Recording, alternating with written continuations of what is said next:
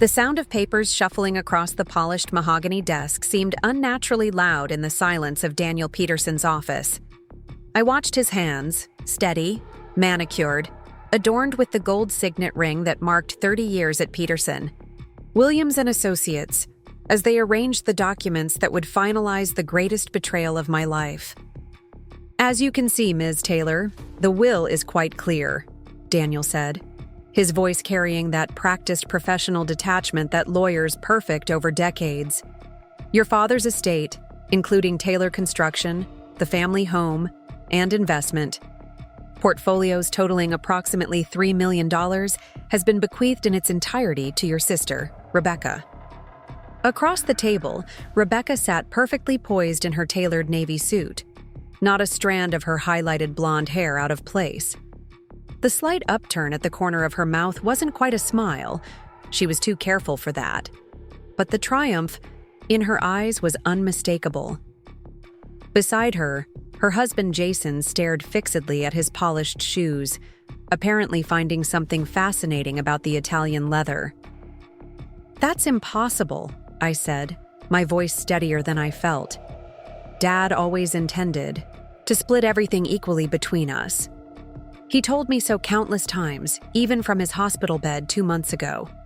Before we jump back in, tell us where you're tuning in from, and if this story touches you, make sure you're subscribed, because tomorrow I've saved something extra special for you. Daniel cleared his throat uncomfortably. "I understand this. It is difficult, Emma, but the will was executed properly with witnesses while you were." He hesitated, searching for the delicate phrasing. "While you were indisposed." Indisposed. The clinical term for being in a medically induced coma after a head-on collision that shattered my left leg and collapsed my lung. The accident that happened, coincidentally, just 3 days after my father suffered his fatal heart attack. The convenient timing that kept me trapped in Mercy General Hospital, breathing through tubes, while Rebecca apparently convinced our grief-stricken father to change his will on his deathbed. "May I see it?" I asked, extending my hand. My arm still bore the fading bruises from IV lines, a visible reminder of what I'd endured while my sister had been busy securing her future. Daniel passed me the document. It looked official enough, legal. Language, notary stamps, witness signatures. My father's signature at the bottom, shaky but recognizable. Dated just 2 days after my accident, 1 day before his death. "I'm sorry, Emma," Rebecca said, her voice a masterpiece of practiced sympathy. "Dad was concerned about the company. You've been away for so long, working on your own architectural firm. I've been helping him run Taylor Construction for the past 5 years. He just wanted to ensure a smooth transition." I looked up from the will to meet her eyes. The sister I'd shared a bedroom with for 16 years. The sister whose college tuition I'd helped pay when Dad's business hit a rough patch. The sister who had apparently been waiting for the perfect opportunity to take everything. "A smooth transition," I repeated. How thoughtful. Daniel shuffled. More papers, clearly uncomfortable with the tension. "There are a few personal items your father specifically wanted you to have. Your mother's jewelry collection, her art pieces, and the lake cabin in Pine Ridge." The cabin. A small 2-bedroom structure that hadn't been renovated since the 1990s, worth perhaps 1% of the total estate. The final insult. "Well," I said, carefully refolding the will and placing it on the desk. "It seems everything is in order then." Rebecca's shoulders relaxed slightly. She'd been expecting a fight, screaming, threats of lawsuits, the emotional outburst of a wronged sibling. Instead, I gathered my cane from where it rested against the chair, another souvenir from my accident, and rose carefully to my feet. "Emma?" Daniel called as I reached the door. "For what it's worth, I advised your father against this distribution. I suggested a more equitable arrangement." I paused, my hand on the doorknob. "But you still drew up the paperwork." He had the decency to look ashamed. It's my job to execute my client's wishes, regardless of my personal opinions. Yes, I said. We all make choices, don't we? Outside, the early autumn air carried the faint scent of wood smoke and turning leaves. I leaned more heavily on my cane than I would have liked, the exertion of holding myself together making my injured leg throb with renewed intensity. My rehabilitation therapist would be displeased. She'd warned me against emotional strain during recovery. I slid into the back seat of my waiting Uber, giving the driver my address in the Arts District, where my sleek apartment waited. Purchased with my own money, from my own successful career. As the car pulled away from Peterson, Williams & Associates, I didn't look back at the building where my family legacy had just been stolen from me. Instead, I pulled out my phone and dialed a number I'd been reluctant to call until now. Olivia Rodriguez, answered a crisp, professional voice. Ms. Rodriguez, this is Emma Taylor. We need to meet. Today, if possible. I've been expecting your call, she replied. The summit? 1 hour? I'll be there. I ended the call, watching the familiar streets of Oak Ridge slide past my window. The city where the Taylor name had meant something for 3 generations. My grandfather had started with a single truck and a toolbox, building homes for returning veterans after World War II. My father had expanded into commercial construction, securing the contracts that transformed Oak Ridge's skyline over the past 30 years. And now it all belonged to Rebecca, who had never lifted a hammer in her life. But what my sister didn't know, what she couldn't know, was that I had been suspicious long before today's meeting. The lake cabin she thought was such a worthless consolation prize held secrets she couldn't begin to imagine. And I had spent my 6 weeks in hospital planning for exactly this moment. By the time my Uber reached the summit, Oak Ridge's most discreet restaurant for those conversations best had away from prying eyes. The pain in my leg had subsided to a dull ache. I checked my reflection in my compact mirror, still pale from my hospital stay. Dark circles under my eyes not fully concealed by makeup, but presentable, professional, composed. Olivia was already waiting in a corner booth, a glass of sparkling water with lime in front of her. At 45, she had the sharp, observant eyes of someone who had spent decades uncovering people's secrets. Her close-cropped salt and pepper hair and simple charcoal pantsuit gave her an unassuming appearance, exactly what a good private investigator needed. "You look better than when I visited you in the hospital," she said as I slid into the booth. Across from her. "Amazing what learning you've been disinherited will do for your motivation," I replied dryly. The waiter appeared, and I ordered an espresso. Only when he had retreated did Olivia pull a slim file folder from her leather briefcase. "So they went through with it," she said. "The new will." "You sound unsurprised." "After what I found, very little would surprise me about your sister and brother-in-law." She tapped the folder with one manicured nail. "The question is, what do you want to do about it?" I took a deep breath. "Tell me everything you found. Start from the beginning." Olivia opened the folder, revealing neat stacks of documents, photographs, and transcripts. Rebecca and Jason Reed have been systematically siphoning funds from Taylor Construction for approximately 3 years, she began. Small amounts at first, disguised as consulting fees to shell companies they control. After your mother died? Last year, the amounts increased significantly. My mother's death from breast cancer had devastated our family. While I had postponed several major projects at my architectural firm to help care for her in her final months, Rebecca had been notably absent, always citing work commitments at Taylor Construction. They needed the money to maintain appearances, Olivia continued. The house in Lakeview Estates, the matching Range Rovers, the country club membership. They've been living well beyond their legitimate means.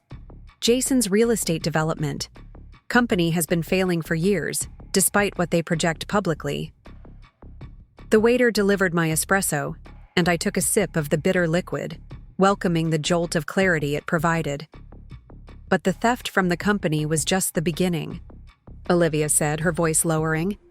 3 months ago, they began accessing your father's medical records through a nurse they were bribing at Oak Ridge Memorial. They received updates on his cardiac condition, specifically the risk factors for a major cardiac event.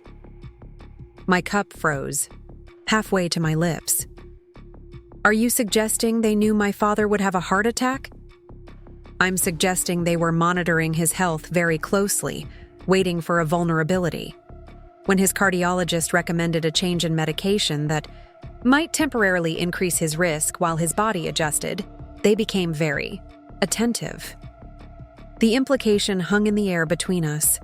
I set down my cup carefully, afraid I might shatter it in my grip. And my accident? The timing was remarkably convenient. Olivia met my eyes directly. Your brake lines had been tampered with, Emma. The police report ruled it mechanical failure, but I had an independent mechanic examine the evidence photos. Preparing and narrating this story took us a lot of time, so if you are enjoying it, subscribe to our channel. It means a lot to us. Now back to the story. Someone with basic knowledge of automobiles could have caused that specific failure. The world seemed to tilt slightly on its axis. I had suspected Rebecca's manipulation of our father's will while I was hospitalized. I had even considered that she might have been stealing from the company. But sabotaging my car? Potentially causing an accident that had nearly killed me? Do you have proof? Something that would stand up legally? Olivia nodded. The mechanic's report for one. But more importantly, there's the matter of the nurse who was feeding them your father's medical information. She's agreed to testify, in exchange for immunity. She also witnessed something interesting the day your father allegedly signed the new will. What? Your father was on heavy painkillers following a cardiac procedure. According to her statement, he was barely conscious, certainly not of sound mind to be executing legal documents. She observed Rebecca guiding his hand to sign the papers. A cold, clarifying anger washed through me, settling into something harder than mere rage. This wasn't just about money anymore. This was about justice. There's something else you should know? Olivia said, sliding a photograph across the table. It showed Rebecca and Jason meeting with someone in a coffee shop. The third person's face was clearly visible, and recognition hit me like a physical blow. That's Daniel Peterson, I said, our family lawyer. Taken 2 weeks before your accident, Olivia confirmed. They met 3 times in locations far from both their offices. Very unusual for a lawyer and client who could easily meet in professional settings. He's involved, I murmured. He helped them plan this. It appears so, though I suspect his involvement was more passive, looking the other way, failing to verify your father's competence, perhaps backdating documents. From what I've observed, Daniel Peterson is weak rather than malicious. I stared at the photo, remembering Daniel's discomfort in his office earlier, his assertion that he had advised my father against the unequal distribution. More lies, it seemed. What do you want to do with all this, Emma? Olivia asked quietly. We have enough to go to the police regarding the tampering with your car. The financial fraud at Taylor Construction is clear-cut. The will could be contested on grounds that your father wasn't competent when he signed it. I considered her words carefully. Each option she presented was valid. Each would likely succeed. But something felt incomplete about those paths. Too straightforward, too public, too messy. After what Rebecca and Jason had done, not just stealing my inheritance but nearly killing me in the process, they deserved something more. Precise. There's one more option, I said slowly. But first, I need to retrieve something from the cabin at Pine Ridge. Olivia raised an eyebrow. The lakeside property you inherited? Yes. My mother kept a safe there, built into the stone fireplace. Rebecca doesn't know about it. No one does, except me. And what's in this safe? I allowed myself a small smile. Insurance. The kind my mother believed in keeping, just in case. 2 days later, I stood in the musty living room of the lake. Cabin, inhaling the familiar scent of pine and old books that had permeated the small building for as long as I could remember. This place, dismissed by Rebecca as worthless, had been my mother's sanctuary, her retreat from the social obligations that came with being Margaret Taylor, wife of Oak Ridge's prominent builder. Here, she had taught me to fish, to build a fire, to identify constellations in the unpolluted night sky. And here, during one of our last visits before her cancer diagnosis, she had shown me the safe and given me the combination. "There are things about our family you should know, Emma," she had said. "Things I've protected you from. But if anything happens to me, you'll need to be prepared." At the time, I'd assumed she was being dramatic, perhaps even a bit paranoid. Now I understood she had been prescient. I knelt awkwardly before the stone fireplace, my injured leg protesting the position. Behind a loose stone at the base, the safe's dial gleamed dully in the afternoon light. I carefully entered the combination. My mother's birthday, followed by mine, and heard the satisfying click of the mechanism disengaging. Inside were several sealed envelopes, a USB drive, and a leather-bound journal with my mother's elegant handwriting filling its pages. The top envelope bore a simple label in her script, "In case of emergency." I opened it first, unfolding several pages of detailed instructions. As I read, my mother's voice seemed to fill the cabin around me, strategic and clear-eyed even from beyond the grave. When I finished reading, I gathered everything from the safe and carefully locked it again. Outside, Olivia waited in her car, engine idling. "Did you find what you needed?" she asked as I slid into the passenger seat. "Everything and more," I confirmed. "We need to make one more stop before we head back to Oak Ridge." "Where to?" "First National Bank. There's another safe deposit box we need to access." The pieces were falling into place now, the strategy crystallizing. Rebecca thought she had won, thought she had secured everything of value in our father's estate. She had no idea what was coming. 1 week later, I was back in Daniel Peterson's office, this time without an appointment. His secretary tried to stop me, but I walked past her with purpose, ignoring her protests. My physical therapist would be pleased. I barely needed the cane anymore, strength returning to my injured leg with each passing day. Daniel looked up from his desk, startled by my unannounced entrance. "Emma," he said, quickly composing his features. "I didn't know we had a meeting scheduled." "We don't," I replied, taking the seat across from him without being invited. "But I think you'll want to hear what I have to say." He shifted uncomfortably, straightening papers on his desk. "If this is about your father's will, I understand your disappointment, but legally—" "This isn't about that will," I interrupted. "It's about the real one." His hand froze mid-motion. "I don't understand."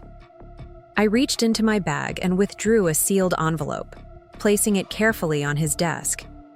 "This is a copy of my father's actual last will and testament, properly executed and notarized 6 months ago.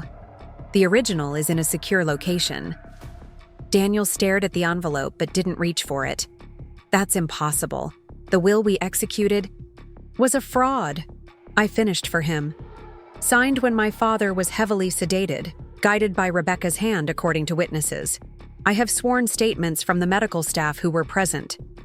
A fine sheen of sweat had appeared on Daniel's forehead. "Emma, these are serious allegations." "They're not allegations, Daniel. They're facts. Facts I'm prepared to present not only to the probate court, but to the Bar Association's Ethics Committee." The blood drained from his face. "The Ethics Committee?" "Yes, they would be particularly interested in these." I placed a set of photographs on his desk, the same ones Olivia had shown me, of Daniel meeting secretly with Rebecca and Jason. 3 clandestine meetings to plan the fraudulent transfer of a $3 million estate. That's the kind of thing that ends legal careers, doesn't it? He swallowed hard, his professional composure crumbling. "I never intended," They said your father had changed his mind, wanted to keep the company intact under Rebecca's management. They convinced me it was what William wanted. And you believed them despite 30 years of knowing my father? Despite drawing up his previous will just 6 months earlier, where he split everything equally between Rebecca and me? Daniel's shoulders slumped. What do you want from me, Emma? The truth, for starters. Then your help in setting things right. Setting things right? How? I smiled thinly. By calling a meeting. Tomorrow morning, 9 a.m., you, me, Rebecca, and Jason. Tell them it's urgent, related to some regulatory issue with Taylor Construction that requires immediate attention. And if I refuse, then by noon tomorrow, the district attorney, the probate, court, and the Bar Association will all receive copies of everything I've gathered. Your reputation, your career, your freedom, all gone. I leaned forward, my voice dropping. Or you can help me, and perhaps salvage something from this mess you've helped create. After a long moment, Daniel nodded, defeat written in every line of his face. I'll arrange the meeting. As I stood to leave, he looked up at me, something like wonder crossing his features. You're more like your mother than I realized. I paused at the door. Everyone always said I took after my father, but you're right. This was all Mom's contingency plan. She knew what Rebecca was capable of long before anyone else did. Besides, next morning, I arrived at Daniel's office 15 minutes early, bringing Olivia with me as both witness and support. His secretary, clearly briefed on the situation, escorted us immediately to the conference room where Daniel waited, looking as though he hadn't slept. They're on their way up, he said tightly. I haven't told them you'll be here. Good, I replied, taking a seat at the head of the table. My father's position during countless business meetings in this very room. Moments later, the door opened and Rebecca and Jason entered, both freezing mid-step when they saw me. What is she doing here? Rebecca demanded, turning to Daniel. You said this was about regulatory issues. It is, in a manner of speaking, Daniel replied, gesturing for them to sit. Please take a seat. This concerns all of you. Reluctantly, they sat, Rebecca's eyes never leaving my face, suspicion etched in every line of her body. I'll keep this brief, I said, my voice steady. I know everything. The embezzlement from Taylor Construction, the monitoring of Dad's medical condition, the tampering with my car, the fraudulent will. Jason's face went ashen. Rebecca's composure slipped for just a moment before she recovered, forcing a laugh. That's absurd, she said. You're clearly still affected by your medication, Emma. Or perhaps the head injury was worse than we thought. I have proof of all of it, I continued as if she hadn't spoken. Financial records, witness statements from the nurse you bribed and the hospital staff present when Dad signed your fake will. A forensic mechanics report on my brake lines. I slid copies of each document across the table as I listed them. Jason reached for one, but Rebecca slapped his hand away. This is a pathetic attempt to contest a valid will because you're jealous, she snapped. No court will take this seriously. That's where you're wrong, Olivia interjected, speaking for the first time. The evidence is solid. The prosecutor? I consulted estimates embezzlement charges alone would carry 7 to 10 years. Add attempted murder and fraud. We're looking at decades. Attempted murder? Jason echoed weakly. We never... Shut up, Jason, Rebecca hissed. I leaned forward, meeting my sister's gaze directly. Here's what's going to happen. Daniel has the real will, the one Dad signed 6 months ago when he was of sound mind and body. It splits everything equally between us, as he always intended. You're going to agree to honor it without contest. And why would I do that? Rebecca challenged, though her voice lacked its usual confidence. Because the alternative is prison, I said simply. For both of you. Everything I've mentioned goes to the police, the DA, and the press. The Taylor name you've been so desperate to control will be synonymous with fraud and attempted murder. Your comfortable life will be over." A heavy silence fell over the room. Jason looked on the verge of physical illness. Rebecca's breathing had quickened, her carefully maintained facade beginning to crack. "You're bluffing," she said finally, but there was uncertainty in her voice. "You wouldn't destroy the family name just to get revenge." "It's not about revenge," I corrected her. "It's about justice, about honoring what Dad actually wanted, about consequences for actions." I paused. "And you're wrong. I absolutely would follow through. The real question is, are you willing to risk everything to find out?" Rebecca and Jason exchanged a look, some unspoken communication passing between them. Finally, Rebecca turned back to me. "What exactly are you proposing?" "The estate divided, as per the original will. You return every penny you embezzled from the company. We establish a proper board of directors for Taylor Construction, with both of us having equal say, but neither having unilateral control. And in return, this evidence never sees the light of day. You avoid prison, maintain your social standing, keep half of what you tried to steal completely." Daniel cleared his throat. "As your legal counsel, both of your counsel, I strongly advise accepting these terms. They are extraordinarily generous under the circumstances." Rebecca's eyes narrowed as she studied my face, perhaps trying to discern if I was serious, if I would really follow through on my threats. Whatever she saw there must have convinced her, because after a long moment she gave a curt nod. "Fine. Draw up the papers." As Daniel began outlining the next steps, the legal processes required to invalidate the fraudulent will and reinstate the legitimate one, I observed my sister. The sister I had shared a childhood with, whose scraped knees I had bandaged, whose homework I had helped with. The sister who had ordered a nurse to manipulate our dying father's hand to sign away my inheritance. The sister who had quite possibly arranged for my near-fatal accident. I felt no satisfaction in her defeat, no joy in her humiliation. Only a profound sadness for what might have been, and a quiet resolve to rebuild what she had nearly destroyed. Later, as Olivia and I left the building, she asked, "Do you think they'll honor the agreement?" "They don't have a choice," I replied. "Rebecca values her freedom and social position above all else, and I made copies of everything in Mom's safe. If they try anything again, the consequences will be immediate and irreversible." Olivia nodded approvingly. "Your mother would be proud. She prepared you well."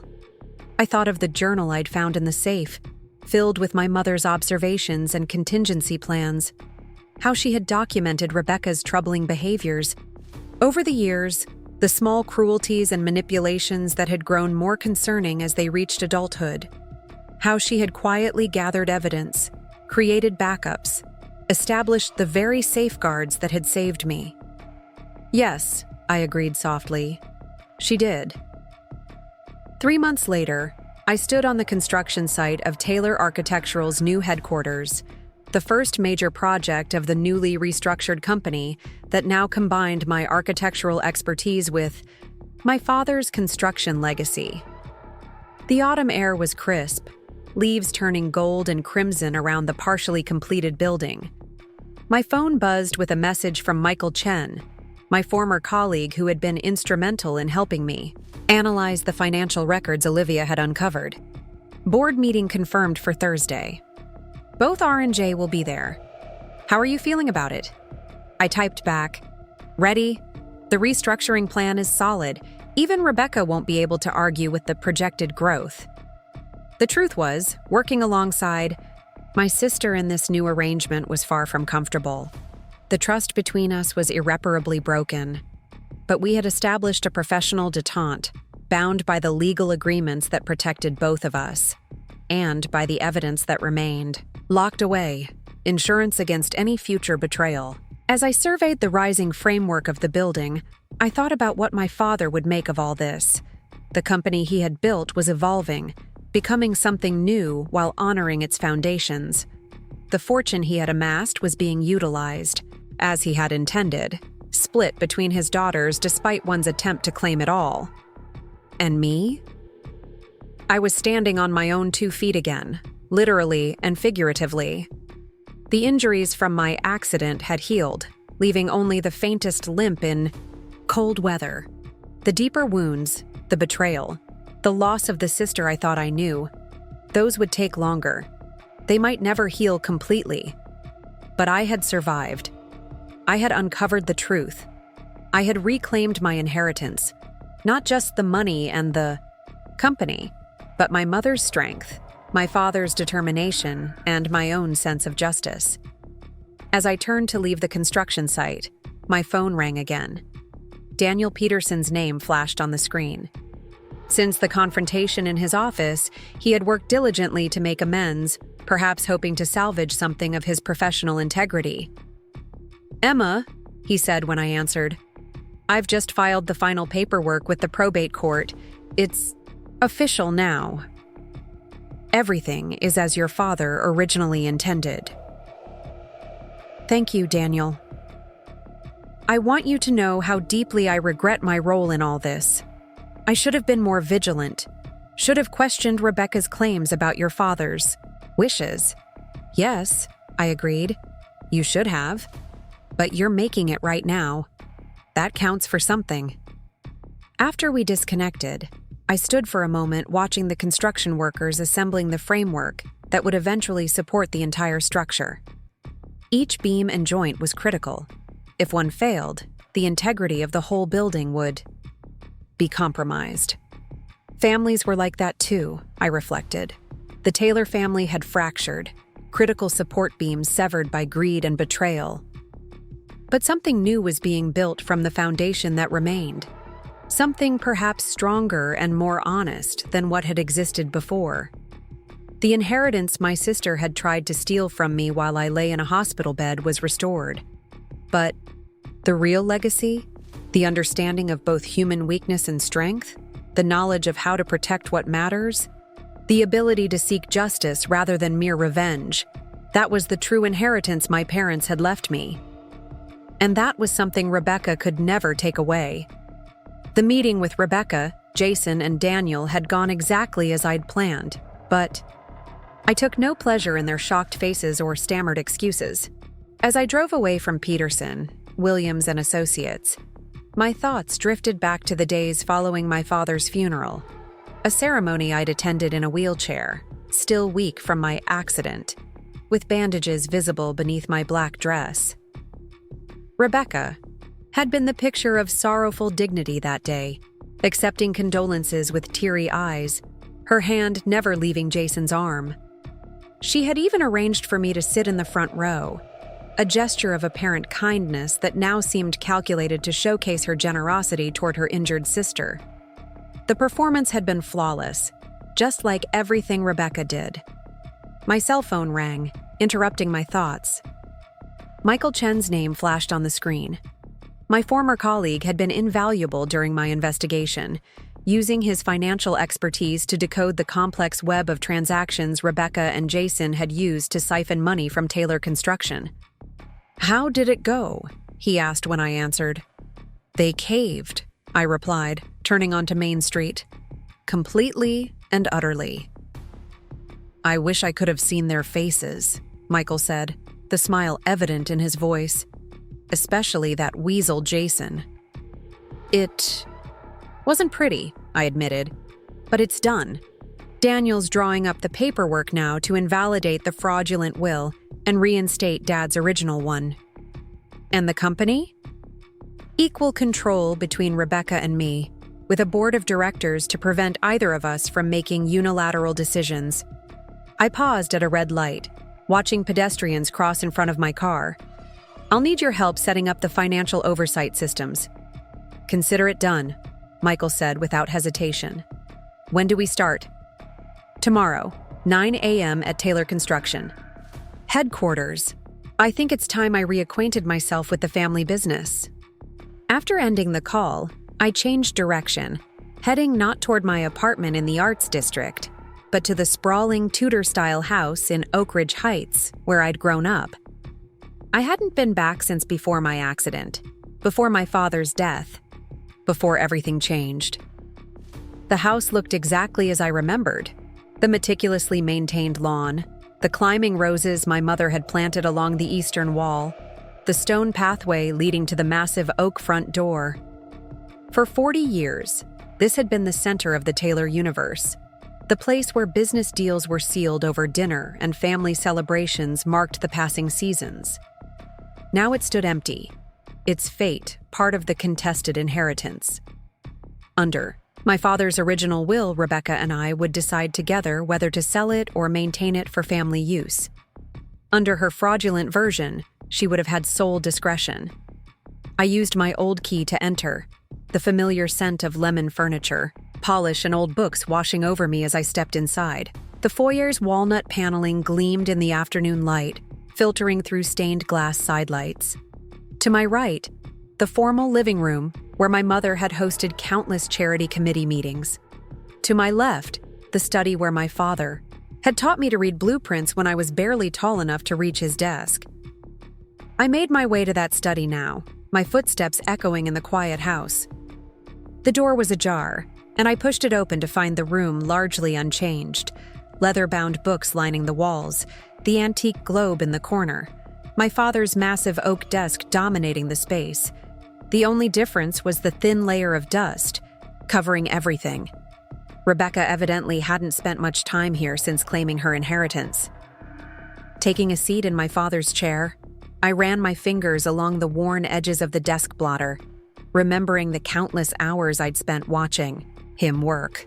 William Taylor had been demanding, often stern, but never unfair.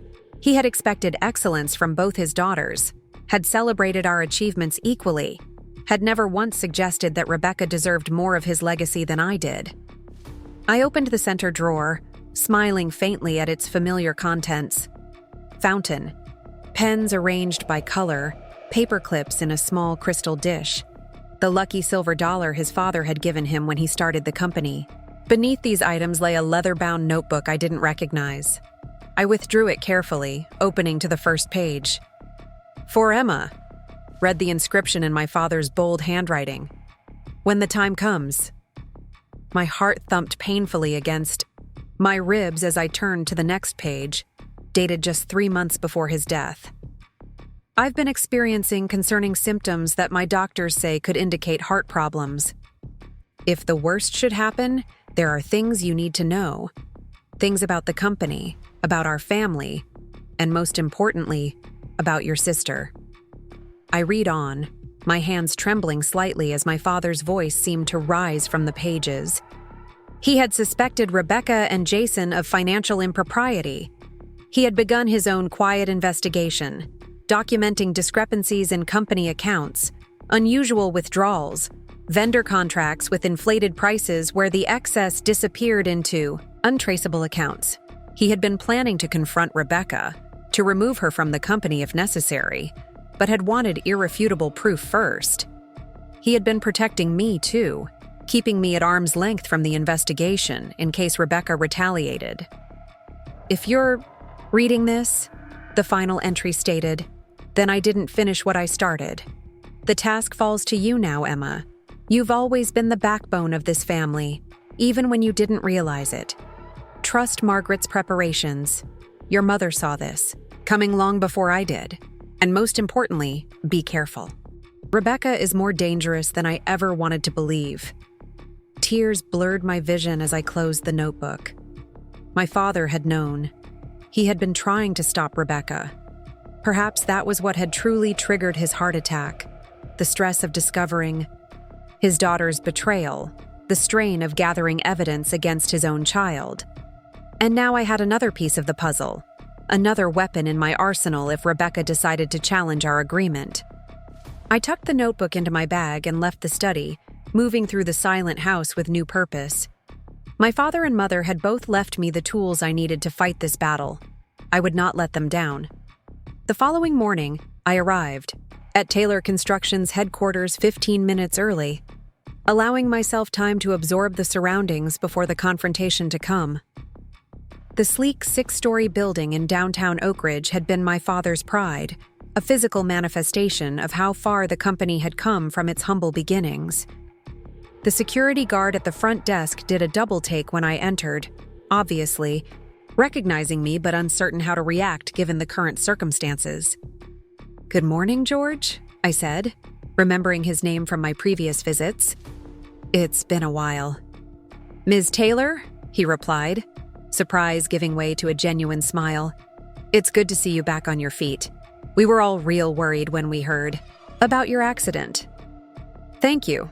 I'm here for a meeting in the main conference room.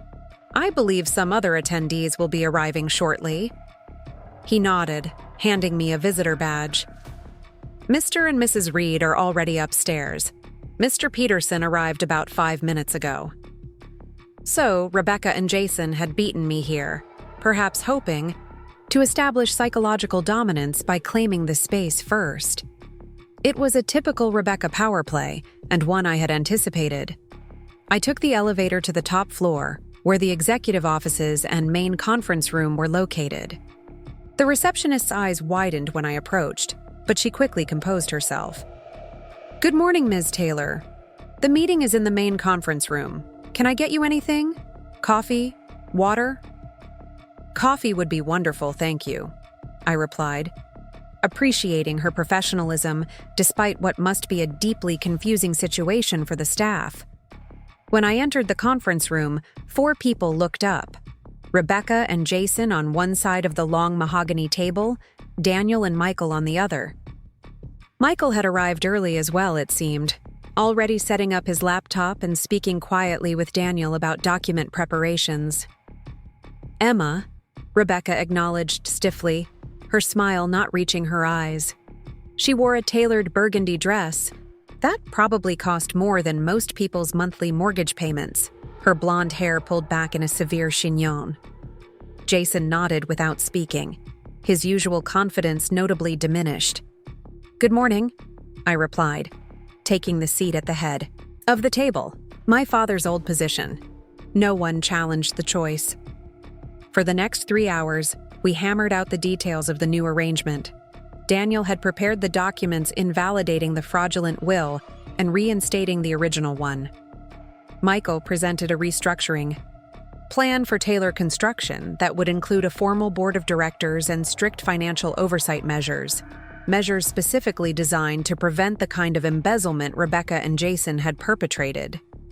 Throughout the discussion, Rebecca maintained a facade of cooperative professionalism, though I could sense the fury simmering beneath the surface. Only once did she directly challenge a proposal, when I suggested bringing in an outside forensic accountant to conduct a full audit of the company's books. "That's completely unnecessary," she snapped. "It would disrupt operations and undermine staff confidence." "Actually," Michael interjected smoothly, "it's standard practice during leadership transitions, especially when there have been irregularities in financial management." Rebecca's eyes flashed dangerously. "Are you accusing me of something, Mr. Chen?" "Not at all," I cut in before Michael could respond. "But given the discrepancies we've already identified, an audit is non-negotiable. We can frame it to the staff as part of the transition process following Dad's death." I held her gaze steadily until she looked away, conceding the point without further argument. She knew how precarious her position was, how completely I could destroy her if I chose to. By noon, we had established the framework for moving forward. Rebecca and I would have equal shares in Taylor Construction and shared decision-making authority, mediated by the board. The family home would be maintained jointly for now, with decisions about its future postponed until the company transition was complete. The embezzled funds would be returned to the company in a structured repayment plan that Jason and Rebecca could manage without public bankruptcy. "I believe this covers everything," Daniel said finally, gathering the signed documents. "I'll file these with the probate court today. The will substitution should be processed by the end of the week." As the meeting adjourned, Rebecca lingered, waiting until Daniel and Jason had left the room before approaching me. Michael hovered nearby, obviously concerned about leaving me alone with her. "It's okay, Michael," I assured him. "Give us a minute." When the door closed behind him, Rebecca and I faced each other directly for the first time since the confrontation in Daniel's office. The careful mask she had maintained throughout the meeting slipped, revealing the raw anger beneath. "I hope you're satisfied," she said, her voice low and tightly controlled. "You've completely undermined my position here." "I've restored what rightfully belonged to both of us," I corrected. "The position you undermined was your own, Rebecca, with fraud, theft, and possibly attempted murder." She flinched at the last accusation but didn't deny it. "You always thought you were better than me, didn't you? Daddy's brilliant architect. Daughter, too good for the family business until it was time to swoop in and take control." The bitterness in her voice was startling, a glimpse into resentments I had never fully understood. Had she always seen me this way? Had every childhood competition, every academic achievement, every professional success been tallied in her mind as evidence of some imagined favoritism? "That's not true," I said quietly. "I never wanted to compete with you, Rebecca. I just wanted to find my own path." While I stayed behind, working with Dad day after day, learning the business from the ground up, her perfectly manicured hands clenched at her sides. "Do you have any idea what that was like? Being compared to you constantly? Hearing about brilliant Emma with her fancy degree and her award-winning designs?" "Dad was proud of both of us," I insisted. "He never compared us that way." Rebecca laughed, a harsh sound devoid of humor. "Of course he did. Maybe not to your face, but I heard it. For years, I heard it." I studied my sister's face, seeing beyond the anger to something more complicated. A lifetime of perceived slights and imagined competitions. A narrative she had constructed where I was the favored daughter and she the overlooked one. It was a distorted mirror image of the reality I had lived, and I wondered briefly if there was any bridging this gulf of perception. "Whatever you believe," I said finally, "it didn't justify what you did. Not the theft, not the fraudulent will, and certainly not tampering with my car." She held my gaze for a long moment, neither confirming nor denying the accusation. Then she straightened her shoulders, the corporate mask sliding back into place. "We have a company to run," she said coolly. "I suggest we focus on that rather than dwelling on the past." As she turned to leave, I called after her, "Rebecca." She paused at the door but didn't turn around. "I'm not dropping the evidence. If anything happens, anything at all, it goes straight to the authorities. All of it." Her shoulders stiffened, but she nodded once before exiting, leaving me alone in the conference room my father had designed at the head of the table where he had presided over countless meetings. I felt a complex mixture of emotions: relief that the confrontation was over, satisfaction that justice had been served, but also a profound sadness for the sister I had lost, or perhaps had never truly had. Michael returned a few minutes later, concern evident in his expression. "Everything okay?" "As okay as it can be," I replied, gathering my papers. "We have our work cut out for us." "You know she's going to fight you every step of the way, right? This cooperative facade won't last." I nodded, having harbored no illusions about a genuine reconciliation. Rebecca had been backed into a corner, forced to accept terms that preserved her freedom and social standing, but deeply wounded her pride. She would look for ways to reassert control, to undermine my position within the company, to reclaim what she still believed she deserved. "I'm counting on it," I told Michael. "That's why we need to be one step ahead of her at all times." The next several weeks passed in a whirlwind of activity as I immersed myself in Taylor Construction's operations. The forensic accountants Michael had recommended conducted their audit, uncovering even more financial irregularities than we had initially suspected. Rebecca and Jason had been creative in their embezzlement, using a network of shell companies and inflated vendor contracts to siphon funds for nearly 4 years. I established an office in what had been my father's suite, deliberately leaving his personal items in place while adding my own touch with architectural models and design books. The message to employees was clear. William Taylor's legacy continued, through me, while Rebecca operated from a different office on the same floor, maintaining her existing role in client relations. The staff seemed cautiously optimistic about the new arrangement, particularly when I introduced initiatives my father had postponed. Improved benefits, a profit-sharing plan, and advancement opportunities that Rebecca had reportedly blocked. I made a point of learning everyone's names, from the executive team to the maintenance staff, something my sister had never bothered to do. One afternoon, about a month after the confrontation, I was reviewing blueprints for a new development, when Helen, my father's longtime assistant who now worked for me, announced an unexpected visitor. "Liam Taylor is here to see you," she said, a slight note of surprise in her voice. My heart skipped a beat at the name. Liam was my father's younger brother, though they had rarely spoken in the decade before my father's death. Some family dispute I had never fully understood had created a rift between them, with Liam eventually moving his branch of the Taylor family to Chicago to start his own, smaller construction firm. "Send him in," I said, quickly clearing space on my desk. Liam entered. A moment later, and the resemblance to my father nearly took my breath away. The same tall build, the same salt and pepper hair, the same penetrating blue eyes that seemed to take in everything at once. He was thinner than I remembered, his face more lined, but the family resemblance was unmistakable.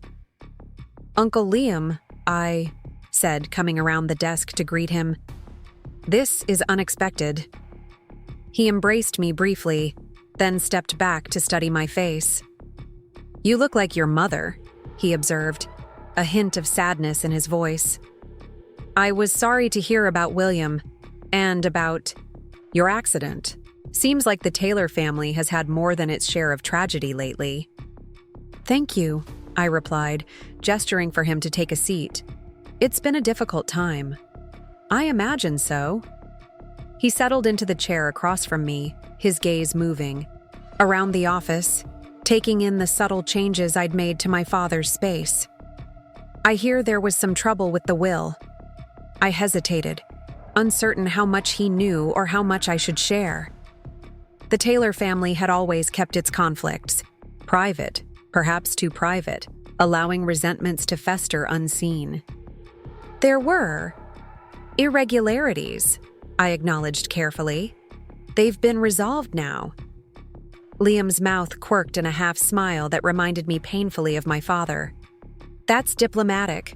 Word in industry circles is that Rebecca tried to cut you out completely, and you fought back with evidence of financial fraud. Quite the family drama." I winced at the realization that our private battle had become industry gossip. It wasn't how I wanted things to play out. "I'm sure it wasn't," he agreed. "But from what I hear, you handled it well. William would have been proud." The simple statement, delivered without fanfare, affected me more deeply than I expected. Tears pricked at my eyes, and I blinked them back quickly, unwilling to break down in front of this uncle I barely knew. "Why are you here, Uncle Liam?" I asked directly. "After all these years?" He leaned forward, resting his elbows on his knees. "I owe you an explanation about the rift between your father and me. It seems relevant now, given what's happened with Rebecca." I waited, sensing that whatever he had come to say was difficult for him. 20 years ago, I discovered financial irregularities in Taylor Construction's books," he began. "Your father and I were equal partners then, though he was always the face of the company. What I found was troubling. Funds being diverted, contracts manipulated, the same kind of things you apparently uncovered with Rebecca." A chill ran through me. "Are you saying my father was embezzling from the company?" Liam shook his head firmly. "No, it was Henry Reed." "Henry Reed?" I repeated, confused for a moment before the connection clicked. Jason's father? Yes. He was our financial controller back then. William trusted him completely. They'd been friends since college. But Henry was gambling heavily, losing more than he could afford. He started small, just like most embezzlers do, but eventually, the amounts grew significant. What happened when you discovered it? I confronted William with the evidence, Liam said, his expression darkening at the memory. He refused to believe it at first, accused me of trying to sabotage his friendship with Henry. When I insisted on bringing in outside auditors, William bought out my share of the company instead, leveraged everything he had to force me out. I struggled to reconcile this story with the father I had known. Fair-minded, meticulous, committed to integrity in all his dealings. That doesn't sound like Dad. It wasn't like him, Liam agreed, but blind spots for the people we care about, those are very human. William couldn't see what Henry was doing because he didn't want to see it. What happened to Henry Reed? I asked, though I was beginning to suspect the answer. 6 months after I left, the evidence became too overwhelming to ignore. William finally conducted that audit and discovered even more than I had found. Henry was fired, of course, and could have faced criminal charges, but Dad protected him, I finished. Liam nodded. Made him repay everything over time, kept it quiet to protect the Reed family name and spare them public humiliation. In return, Henry agreed to move to Arizona, start fresh, stay away from the gambling. And Jason? I asked. Where was he during all this? Just graduating college. He knew something had happened, but I doubt William or Henry ever told him the full story. Henry's wife, Jason's mother, certainly knew, though. The repayment plan affected their lifestyle significantly. I sat back, processing this new information. So, Jason learned his financial tricks from his father. And Rebecca learned the art of denial from yours, Liam added gently. William never apologized to me, you know, even after he discovered I'd been right all along. His pride wouldn't allow it. We gradually lost touch, speaking only at major family events until even that stopped. The parallel was painfully clear. My father's blind spot for his friend Henry Reed had fractured his relationship with his brother, just as Rebecca's blind spot for her husband had nearly destroyed her relationship with me. Family patterns repeating, across generations. Why tell me this now? I asked. Liam's expression softened. Because I heard what you did, how you forced accountability, but also showed mercy. You found a better way than either your father or I managed, and because I want to help if you'll let me. Help how? Taylor Construction in Chicago has been doing well, he said. Not on the scale of your operation here, but solid. I'm getting older, thinking about succession planning. My children aren't interested in the business.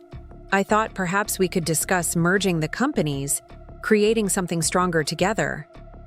A true family legacy. The offer was unexpected but intriguing. Expanding Taylor Construction beyond Oak Ridge had been one of my father's unfulfilled ambitions. A Chicago presence would open new markets, new opportunities. Rebecca would have to agree, I pointed out. Under our current arrangement, major expansions require consensus. I understand, Liam nodded, but I'm offering this to you, Emma. You would take the lead on the merger. It would be your project. The implication was clear. This was Liam's way of supporting me in the power balance with Rebecca, giving me a significant initiative that would establish my authority within the company more firmly. I'd need to review your financials, I said, professional caution tempering my interest, and discuss it with our board. Of course, he agreed readily. I've brought preliminary documents with me. He patted the briefcase beside his chair. Take your time reviewing them. And Emma, regardless of what you decide about the merger, I hope we can repair the family connection that was lost. Life's too short for these ongoing estrangements. As he spoke, I thought of Rebecca, of the broken trust between us that might never be repaired. I thought of my father, too proud to reconcile with his brother even after discovering his mistake. I thought of my mother, quietly gathering evidence and creating safeguards while maintaining outward family harmony. I'd like that, I told Liam, sincerely. Family connections matter, something I've come to appreciate more deeply lately.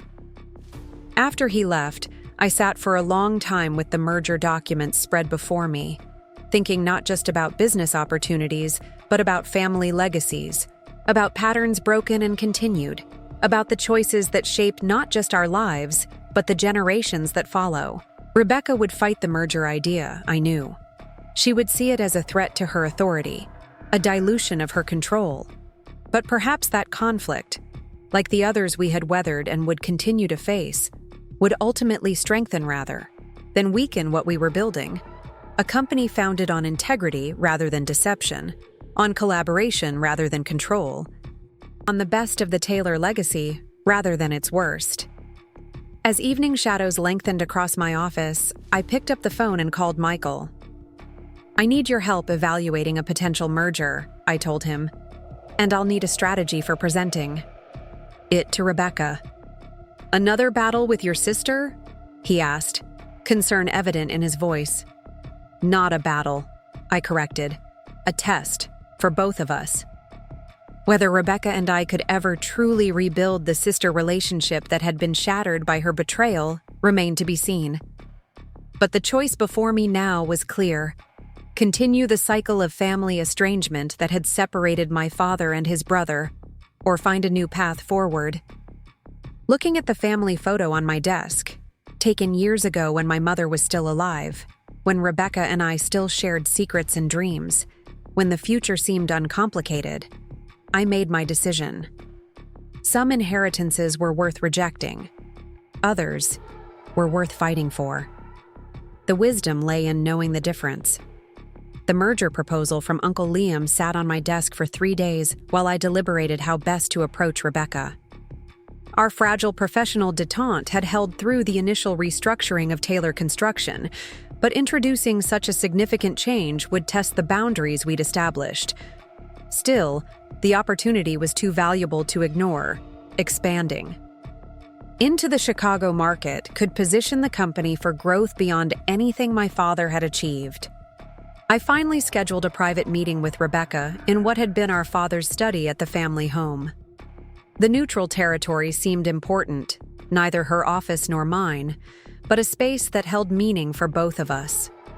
She arrived precisely, on time, dressed impeccably as always in a charcoal pantsuit that probably cost more than most people's monthly salary. The perfect armor for a business confrontation. "This is unusual," she noted, glancing around the study that remained largely untouched since our father's death. "I would have thought your office would be more convenient."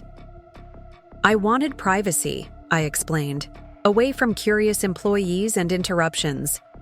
She took a seat in one of the leather chairs facing the desk, crossing her legs and maintaining the perfect posture our mother had drilled into us since childhood. "What's this about, Emma? I have a client meeting in 2 hours." I slid the folder across the desk. "Uncle Liam came to see me last week." The slight widening of her eyes was the only indication of surprise.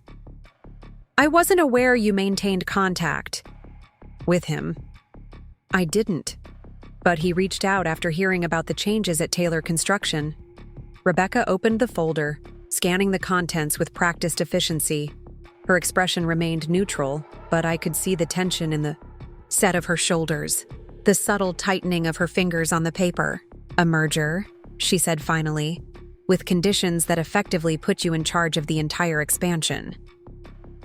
"It's a significant opportunity," I pointed out.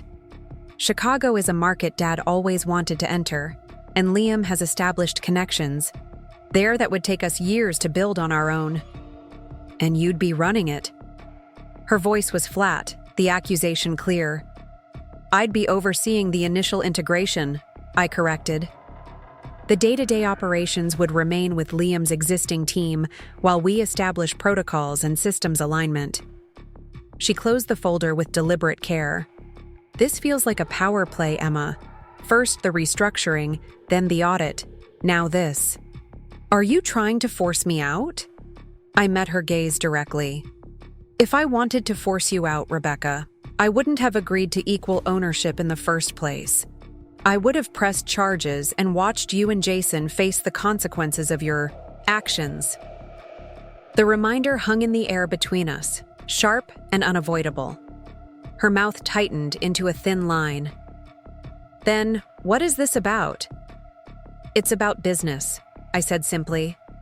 A smart opportunity that benefits the company. That benefits both of us. Except you get the glory of spearheading the expansion while I what? Sit in Oak Ridge managing the status quo? The bitterness in her voice was palpable and not entirely unfounded. I took a breath, considering how to bridge the divide between us, or at least create a functional working relationship where a true, sisterly bond might be impossible. I thought you might take this approach, I acknowledged. So I have a counter-proposal. You continue overseeing client relations here in Oak Ridge, which has always been your strength. I'll lead the Chicago integration, and together, we'll expand Taylor Construction's design services division, bringing my architectural background and your client network together to create something neither of us could build alone. She studied me, suspicion warring with interest in her expression. Design services would be a joint venture, equal input, equal control. Equal everything, I confirmed. We'd develop it together from the ground up. For a long moment, she said nothing, her gaze dropping to the folder, then rising to scan the study. Our father's books, his awards, the family photos he'd kept, on prominent display. Finally, she sighed, a small concession but a significant one from Rebecca. I'll need to review the financials myself, she said, and speak with the board about implications for our existing projects. Of course. And I want a clear timeline with benchmarks for the design services division, not vague promises about future development. I nodded, relieved that she was engaging with the idea rather than rejecting it outright. I'll draft something this week for your review. She rose, smoothing non-existent wrinkles from her immaculate suit. Was there anything else? Just one thing. I hesitated, uncertain whether to raise the subject that had been nagging at me since Liam's visit. Uncle Liam told me about what happened with Jason's father, about the embezzlement 20 years ago. Rebecca went very still, her expression unreadable. What about it? Did you know? About Henry Reed's history with the company? Of course, I knew, she replied, a hint of defensiveness creeping into her tone. Dad told me when Jason and I got engaged. He wanted me to understand the family history. And it didn't concern you? The pattern? Her eyes flashed. Jason is not his father. No, I agreed quietly. Based on what Liam told me, he's worse. Henry at least had the decency to accept responsibility and make amends. That's unfair, Rebecca snapped. Jason was cooperating fully with the repayment plan until... She stopped abruptly, realizing she'd said too much. Until what, Rebecca? Until you were caught? Until the consequences became real? She gathered her purse, a clear signal that she considered the conversation over. I'll review the merger proposal and get back to you by Friday. As she reached the door, I called after her. Does Jason know about his father? She paused, one hand on the doorknob. No, she said without turning around. Dad made me promise never to tell him. He thought it would only create more problems. After she left, I sat in our father's chair, contemplating the complexities of family secrets and the damage they could cause. William Taylor had protected Henry Reed at the cost of his relationship with his brother. He had made Rebecca promise to keep that secret from her husband, perhaps inadvertently creating the conditions for history to repeat itself. And I had kept my own secrets. The evidence of Rebecca and Jason's crimes remained secured in multiple locations. Insurance against future betrayal. Where did protection end and destructive secrecy begin? The merger negotiations progressed over the next several weeks, with Rebecca proving herself to be a surprisingly constructive partner once she'd accepted the basic premise. She identified potential client conflicts that hadn't occurred to me, suggested modifications to the financial structure that actually improved the terms, and even reached out to Liam directly to discuss operational questions. Meanwhile, I dove into the design services division concept, developing a business plan that would position Taylor Construction as a full-service firm, offering both construction and architectural design under one roof. It was an idea I'd suggested to my father years ago, before leaving to start my own architecture practice, but he had been resistant to changing the company's core identity. Now, with Rebecca's client relationships and my design expertise, we had the foundation to build something truly innovative. For brief moments, working side by side on the expansion plans, I could almost forget the betrayal that had brought us to this point. Almost. The illusion of reconciliation was shattered one Tuesday afternoon when Olivia Rodriguez requested an urgent meeting.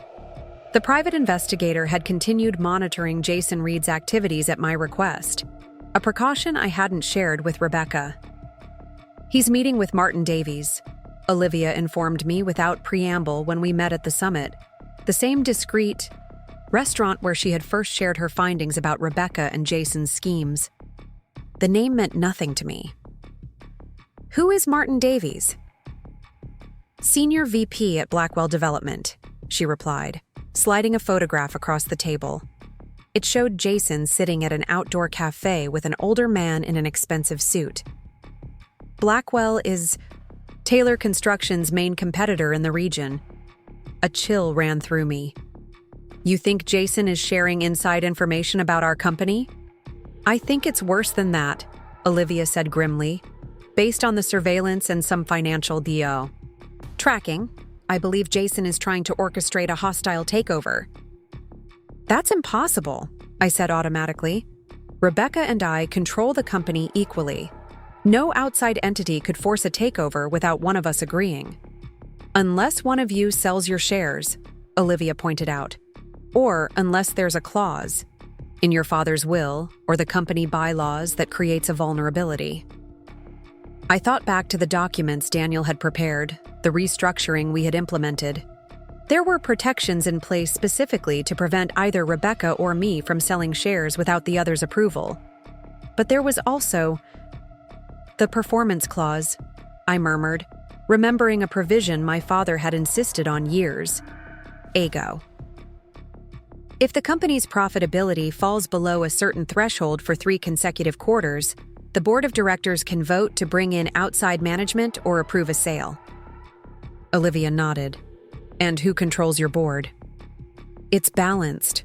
3 members aligned with me, 3 with Rebecca, and 1 independent director approved by both of us. And if that independent director could be swayed, perhaps through financial incentives or other persuasion? The implications hit me with full force. If Jason was working with Blackwell Development, if they managed to manipulate the company's performance metrics or influence our independent director, they could potentially force a sale, one that would leave Rebecca and me with money but no control over our family legacy. I need to warn Rebecca, I said, gathering my things. Olivia caught my wrist. Are you sure that's wise? We don't know if she's involved. The question gave me pause. Was it possible Rebecca knew about Jason's meetings with Blackwell? Was this her way of regaining control after being forced to accept equal partnership with me? I need to find out, I decided. But first, I need more information. Get me everything you can on Martin Davies and the current financial situation at Blackwell. And I want surveillance on our independent director, Harold Winters. Already on it, Olivia assured me. I've also taken the liberty of placing additional security measures on your home and office. If they're willing to orchestrate a hostile takeover, they might not stop there. The warning reminded me uncomfortably of my accident just after my father's death.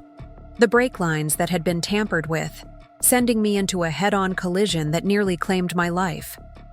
If Jason had been willing to go that far once, what would stop him from trying again? "Thank you," I said sincerely. "Keep me updated on any developments." Back at Taylor Construction headquarters, I asked Helen to clear my afternoon appointments and closed my office door, needing time to think. If I confronted Rebecca without proof, she would likely deny everything, potentially warning Jason that I was onto them. If I waited too long, the takeover plan might progress beyond my ability to stop it. I pulled up the company's financial reports for the past 2 quarters, looking for any signs of manipulation. Nothing obvious stood out.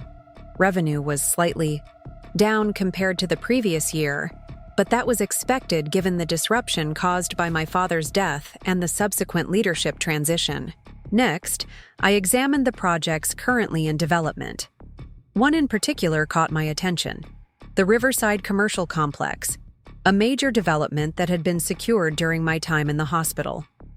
The contract terms seemed unusually favorable to the client, with penalty clauses that could cost Taylor Construction significantly if deadlines weren't met. I picked up the phone and called Michael Chen, who had been helping oversee our financial restructuring. "I need you to look into something," I told him after explaining my concerns. "The Riverside contract? Who negotiated it? Who approved those terms?" "I'll check and get back to you," he promised. "But Emma, if you're right about this, we need to move carefully. Accusing your sister of deliberately sabotaging company projects is serious." "I know," I sighed. "Just get me the information, and we'll decide next steps from there." While waiting for Michael's response, I found myself drawn to the small framed photo on my desk. My mother, father, Rebecca, and me at the lake cabin, taken perhaps 15 years earlier. Rebecca and I had our arms around each other, genuine smiles on our faces, no hint of the chasm that would eventually divide us. What had changed? When had competition replaced connection? When had Rebecca's ambition twisted into something darker? Something willing to sacrifice ethics and family bonds for control and status? My reflection was interrupted by a knock at my door. To my surprise, it was Jason Reed, immaculately dressed as always in a tailored navy suit, his expression pleasantly neutral. "Do you have a moment, Emma?" he asked, his tone carefully cordial. "There's something I'd like to discuss." Every instinct warned me to be cautious, but curiosity won out. "Of course. Come in."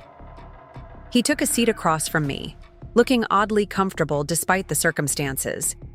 Jason had been noticeably absent from Taylor Construction since our confrontation, in Daniel's office, supposedly focusing on his own struggling real estate business while Rebecca handled their end of the company management. "I've been doing some thinking," he began, his voice carrying the smooth confidence that had likely served him well in business negotiations. "About the company, about the future, about this arrangement between you and Rebecca." "And?" I prompted when he paused. "And I think there might be a better way forward for everyone." He leaned forward slightly. "The merger with Liam's company is a solid idea, but limited in scope. What if we considered a larger strategic partnership? One that could take Taylor Construction national?" The vague proposal raised immediate red flags. "What kind of partnership?" "Blackwell Development has expressed interest in a potential merger," Jason said, watching my reaction carefully. "They have the national presence, the capital for expansion. Combined with Taylor's regional reputation and client base, it could be transformative." There it was. Confirmation of exactly what Olivia had warned me about, though presented as a business opportunity rather than the hostile action it truly represented. "Interesting," I said, keeping my expression neutral. "And how did Blackwell come to express this interest? Through you?" A flicker of something, Wariness, perhaps, crossed his face before the smooth mask returned. I have some contacts there from previous real estate ventures. When they heard about the potential Chicago expansion, they reached out to discuss broader possibilities. I see. And does Rebecca know you're having these discussions? We've talked about it in general terms, he hedged. She thought it would be best if I approached you directly, professional to professional. Another lie. I was certain Rebecca would never have suggested Jason approach me alone, not after everything that had happened between us. Well, I appreciate the initiative, I said, matching his professional tone. But any major partnership decisions would need to go through our board, with full financial disclosure and proper due diligence. I assume Blackwell would be open to that level of transparency? Something hardened in his eyes, though his smile remained fixed. Of course. I'll let them know you're interested in pursuing discussions. I didn't say I was interested, I corrected mildly. I said any proposal would require proper evaluation through established channels. There's a difference. He stood buttoning his suit jacket with practiced ease. Of course, I'll relay your concerns about process. But Emma, opportunities like this don't come along often. It would be a shame to miss it because of personal complications. The thinly veiled threat didn't escape me. I never let personal feelings interfere with good business decisions, Jason. I would have thought recent events made that clear. After he left, I immediately called Olivia to update her on the unexpected visit. He's accelerating the timeline, she agreed when I described our conversation. Probably because my surveillance was spotted. They know we're watching. What's our next move? I have a contact at Blackwell, she said. Someone who might be willing to share details about their real intentions. Give me 24 hours. Next, I called Michael, who had troubling news about the Riverside project. The contract was negotiated by Jason and approved by Rebecca while you were in the hospital, he confirmed. And there's more. 3 other major projects have similar unfavorable terms, all processed during the same period. They were deliberating, setting us up to fail, I realized, creating the conditions to trigger the performance clause. It looks that way, Michael agreed. The good news is we can renegotiate some of these terms now that we're aware of the issue. The clients have no interest in seeing Taylor Construction fail. They just want their projects completed. Start that process immediately, I instructed. And Michael, not a word about this to anyone, especially not to Rebecca or Jason.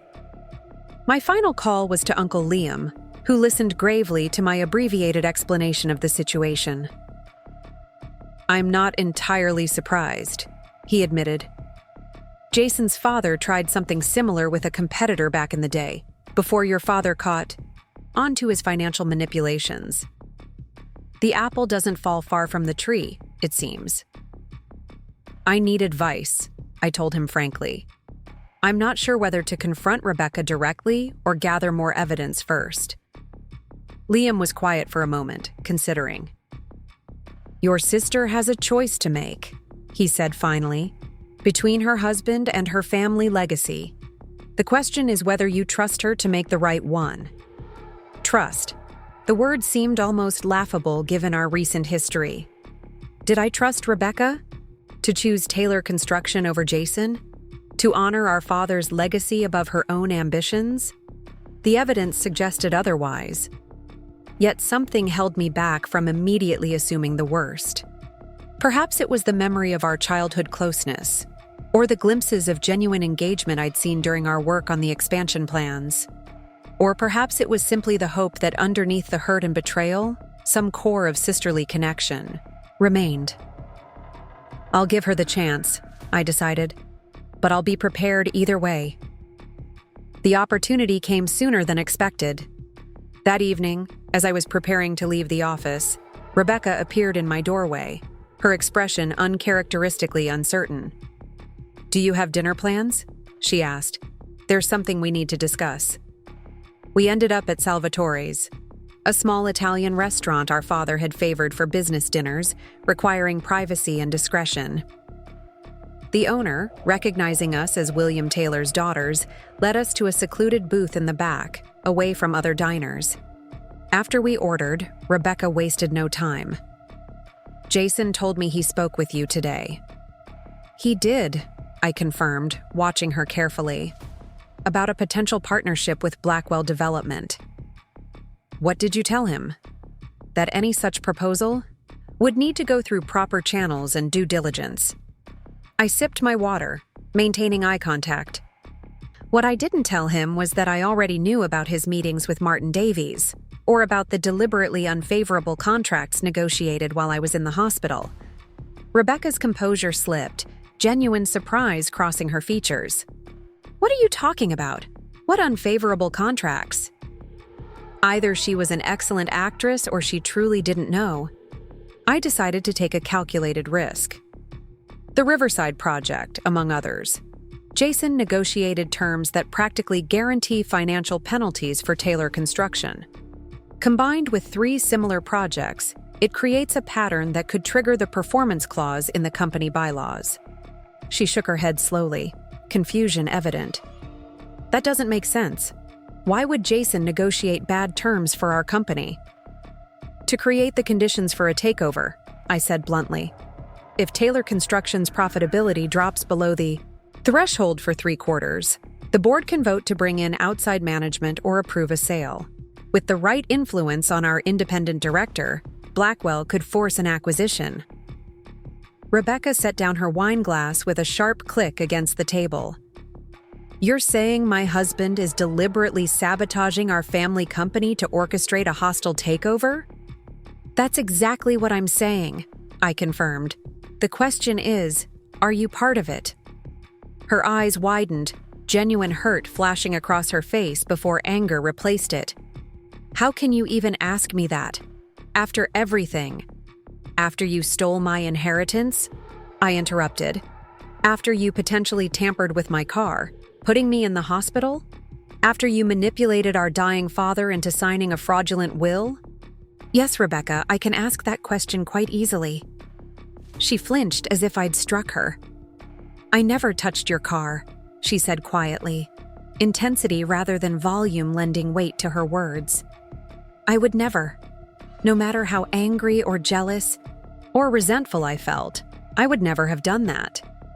For reasons I couldn't fully articulate, I believed her, at least about the car. "Then who did?" "I don't know," she admitted. "But when I found out about your accident, my first thought was relief that you were alive, not fear that you'd survive to challenge the will." "And the will itself? Dad's signature?" She looked down at her hands, her usual confidence absent. "That was my idea. Jason said we needed to secure control of the company before you recovered, that it was our only chance to keep things running the way Dad would have wanted. So you guided Dad's hand to sign documents while he was heavily sedated," I finished for her, "because Jason convinced you it was necessary." "He said we'd fix it later," she whispered. "That once things were stable, we'd amend the terms to be more fair. I knew it was wrong, but I was scared, Emma. Scared of losing the company, scared of failing Dad's legacy."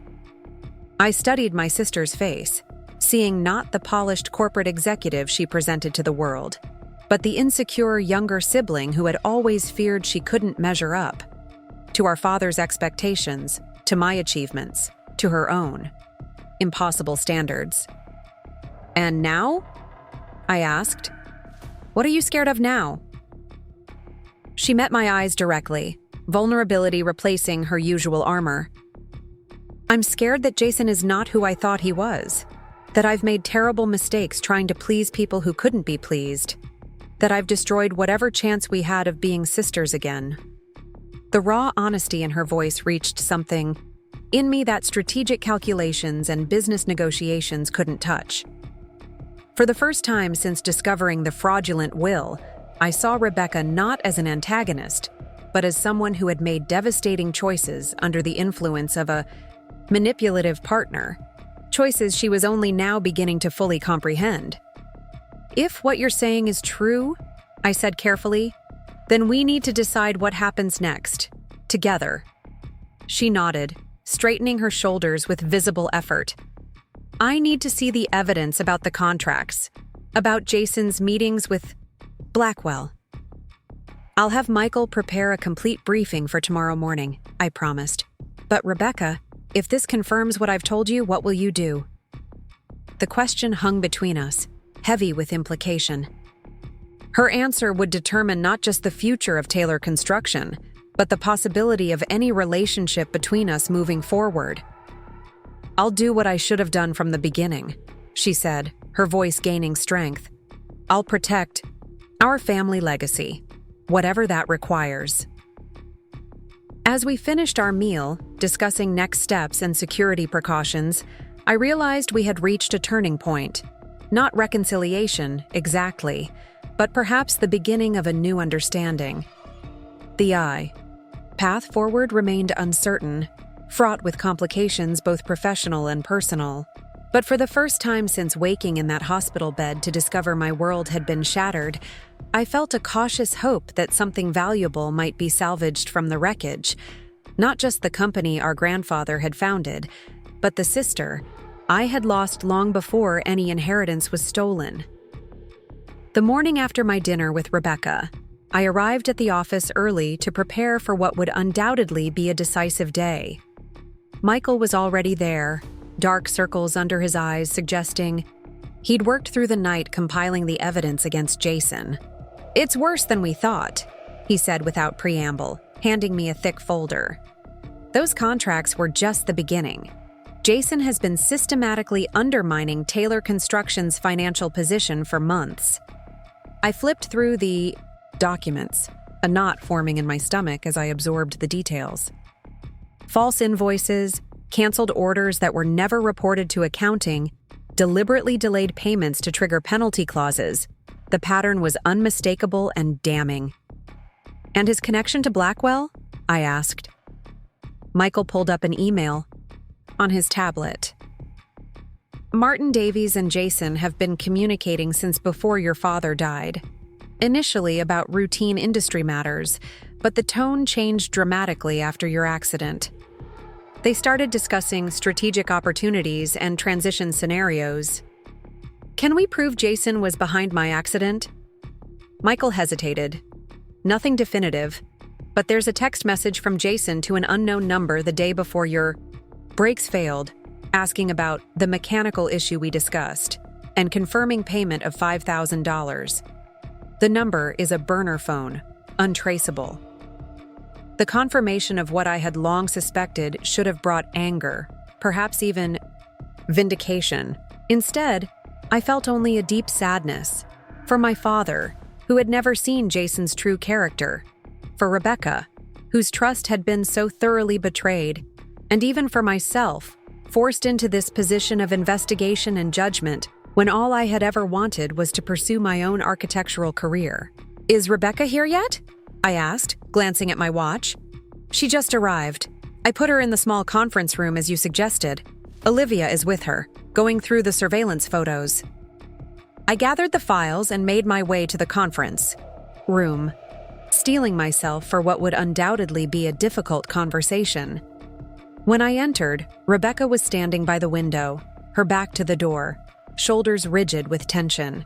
Olivia sat at the table, her professional demeanor firmly in place despite the emotionally charged atmosphere. He's been planning this for over a year, Rebecca said without turning, her voice flat. Since before Dad got sick. Since before your accident. It appears that way, I confirmed, setting down the files. Michael found evidence suggesting the communication with Blackwell began much earlier than we thought. She turned then, and I was struck by how pale she looked, how vulnerable, without her usual perfect makeup and confident posture. For perhaps the first time in our adult lives, Rebecca had dropped the facade she maintained so carefully. I never saw it, she said softly. All those late meetings, the sudden interest in contracts he'd previously ignored, the insistence that we needed to consolidate control before you recovered. I thought he was being supportive, stepping up to help me protect our family legacy. He played on your concerns, Olivia observed neutrally. Used your complicated feelings about your sister and your desire to please your father to manipulate you into actions you might otherwise have questioned. Rebecca didn't dispute this assessment. She moved to the table and picked up one of the key surveillance photos showing Jason and Martin Davies in what appeared to be a tense conversation. This was taken 3 days ago, she noted. The same day he told me he was meeting with our banking partners about refinancing options. I exchanged a glance with Olivia, who nodded almost imperceptibly. The timing confirmed our suspicion that Jason was accelerating his plans, perhaps pressured by Blackwell to deliver results before our merger with Uncle Liam's company could be finalized. We need to decide how to handle this, I said, taking a seat across from Rebecca.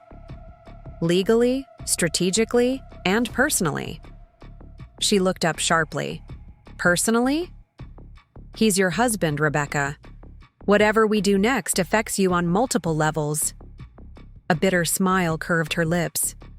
My husband, the man who apparently orchestrated my sister's near-fatal accident, manipulated me into defrauding my dying father, and has been plotting to sell our family company out from under us. Yes, I suppose that does complicate things personally. Her tone was harsh, but I could hear the pain underneath. The realization that her marriage, like so much else in her carefully constructed life, had been built on deception. What do you want to do? I asked quietly. She squared her shoulders, something of her usual determination returning. I want to protect Taylor Construction. I want justice for what he tried to do to you, and I want him out of my life. Those goals may be somewhat at odds, Olivia pointed out. If we pursue criminal charges for the financial fraud or the accident, it becomes public. The company's reputation will suffer, regardless of the outcome. And if we handle it privately? Rebecca asked. Then we contain the damage, but risk Jason making another attempt later, I explained. He knows too much about our operations, our vulnerabilities. Rebecca was silent for a long moment, absently turning her wedding ring around her finger. He won't stop, she said finally. Whatever approach we take, Jason will see it as a temporary setback, not a defeat. That's how he operates. She was right, and it presented us with a dilemma. Criminal charges would be messy in public, potentially damaging Taylor Construction beyond repair. A private resolution might preserve the company's reputation, but leave us vulnerable to future machinations from a man who had already proven himself dangerous and unethical. There might be a third option, Olivia suggested carefully. A compromise that achieves your primary goals while mitigating the risks. We both turned to her, and as she outlined her proposal, I felt a grudging admiration for its strategic elegance. It would require careful execution, absolute discretion, and, most challenging of all, Rebecca and me working in perfect synchronization despite our fractured relationship. But if it succeeded, it could solve our Jason problem permanently, preserve the company's standing, and even provide a measure of justice for the harm he had caused. It's risky, I cautioned when Olivia finished explaining. If any part of this goes wrong, I'll do it, Rebecca interrupted, her decision apparently made. It's my responsibility. I brought Jason into our lives, into the company. I need to be the one to remove him. I studied my sister's face, seeing determination, but also fear, resolve mingled with uncertainty. We'll do it together, I corrected gently. That's the only way this works. The surprise in her eyes was quickly masked, but not before I caught. In surprise that after everything that had happened between us, I would stand beside her in this moment of crisis. Together then, she agreed, holding my gaze with newfound respect. When? Tonight, Olivia advised, before Jason has a chance to move forward with Blackwell or destroy any additional evidence. As we finalize the details of our plan, I found myself in the strange position of plotting with Rebecca rather than against her, united by a common enemy and a shared determination to protect what our grandfather and father had built. It wasn't reconciliation, exactly, but it was something I hadn't thought possible just days earlier. Collaboration. When Rebecca left to prepare for her role in the evening's confrontation, Olivia remained behind, her expression thoughtful. "You know this doesn't erase what she did," she observed. "The will, the inheritance, all of it. That was still her choice, even if Jason influenced her." "I know," I acknowledged, "but people are complicated. Motivations are rarely simple." "And forgiveness?" Olivia asked. "Is that part of your plan as well?" I considered the question carefully. Not forgiveness, exactly. Understanding, maybe. A willingness to move forward without letting the past dictate every future interaction. She nodded, seemingly satisfied with my answer. "Just be careful. Family dynamics can cloud judgment, even for the most clear-headed among us." The warning was fair. Throughout this ordeal, I had tried to separate emotion from strategy, personal hurt from professional decisions. But Rebecca was my sister. Our histories intertwined in ways too complex to fully unravel. Whatever happened tonight would shape not just the future of Taylor Construction, but the possibility of any relationship between us going forward. I spent the remainder of the day finalizing the merger paperwork with Uncle Liam, ensuring that regardless of the outcome with Jason, the Chicago expansion would proceed as planned. It gave me a sense of forward momentum, of building something positive amid the chaos of betrayal and deception. At precisely 7 o'clock that evening, I arrived at Rebecca and Jason's home in Lakeview Estates, a sprawling contemporary mansion purchased with embezzled funds from Taylor Construction. The irony wasn't lost on me as I handed my keys to the valet they employed despite their supposed financial difficulties. Rebecca met me at the door, perfectly composed in a navy cocktail dress, her makeup flawless, her smile practiced. Only the slight tremor in her hand as she took my coat betrayed her nervousness. "He's in the study," she said quietly. "Blackwell's board approved their initial offer this afternoon. He's been celebrating." The information was significant. If Blackwell had moved to a formal offer, our window for intervention was narrowing rapidly. "Are you ready?" I asked, searching her face for any signs of wavering. She nodded once, determination evident in the set of her jaw. "Let's get this over with." The house was impeccably decorated, every surface gleaming, every item carefully selected to project wealth and taste. It struck me suddenly how important appearances had always been to Rebecca. The right clothes, the right house, the right husband. How much of her life had been constructed around maintaining the image she thought others expected of her. We found Jason in his study, a glass of expensive scotch in hand, reviewing documents spread across an ornate desk. He looked up as we entered, surprise quickly masked by a smile that didn't reach his eyes. "Emma," he greeted, rising smoothly. "I didn't realize you were joining us for dinner." "Change of plans," Rebecca explained, her voice steady despite the circumstances. "We need to discuss some developments with the Taylor Construction Board." Jason's expression sharpened, interest replacing his initial wariness. "Has Harold Winters made a decision about the Blackwell proposal?" "Not exactly," I replied, taking a seat without waiting for an invitation. "But there have been some interesting financial discoveries that affect the company's position." Rebecca moved to stand beside me rather than next to her husband, a subtle but significant shift in allegiance that didn't escape Jason's notice.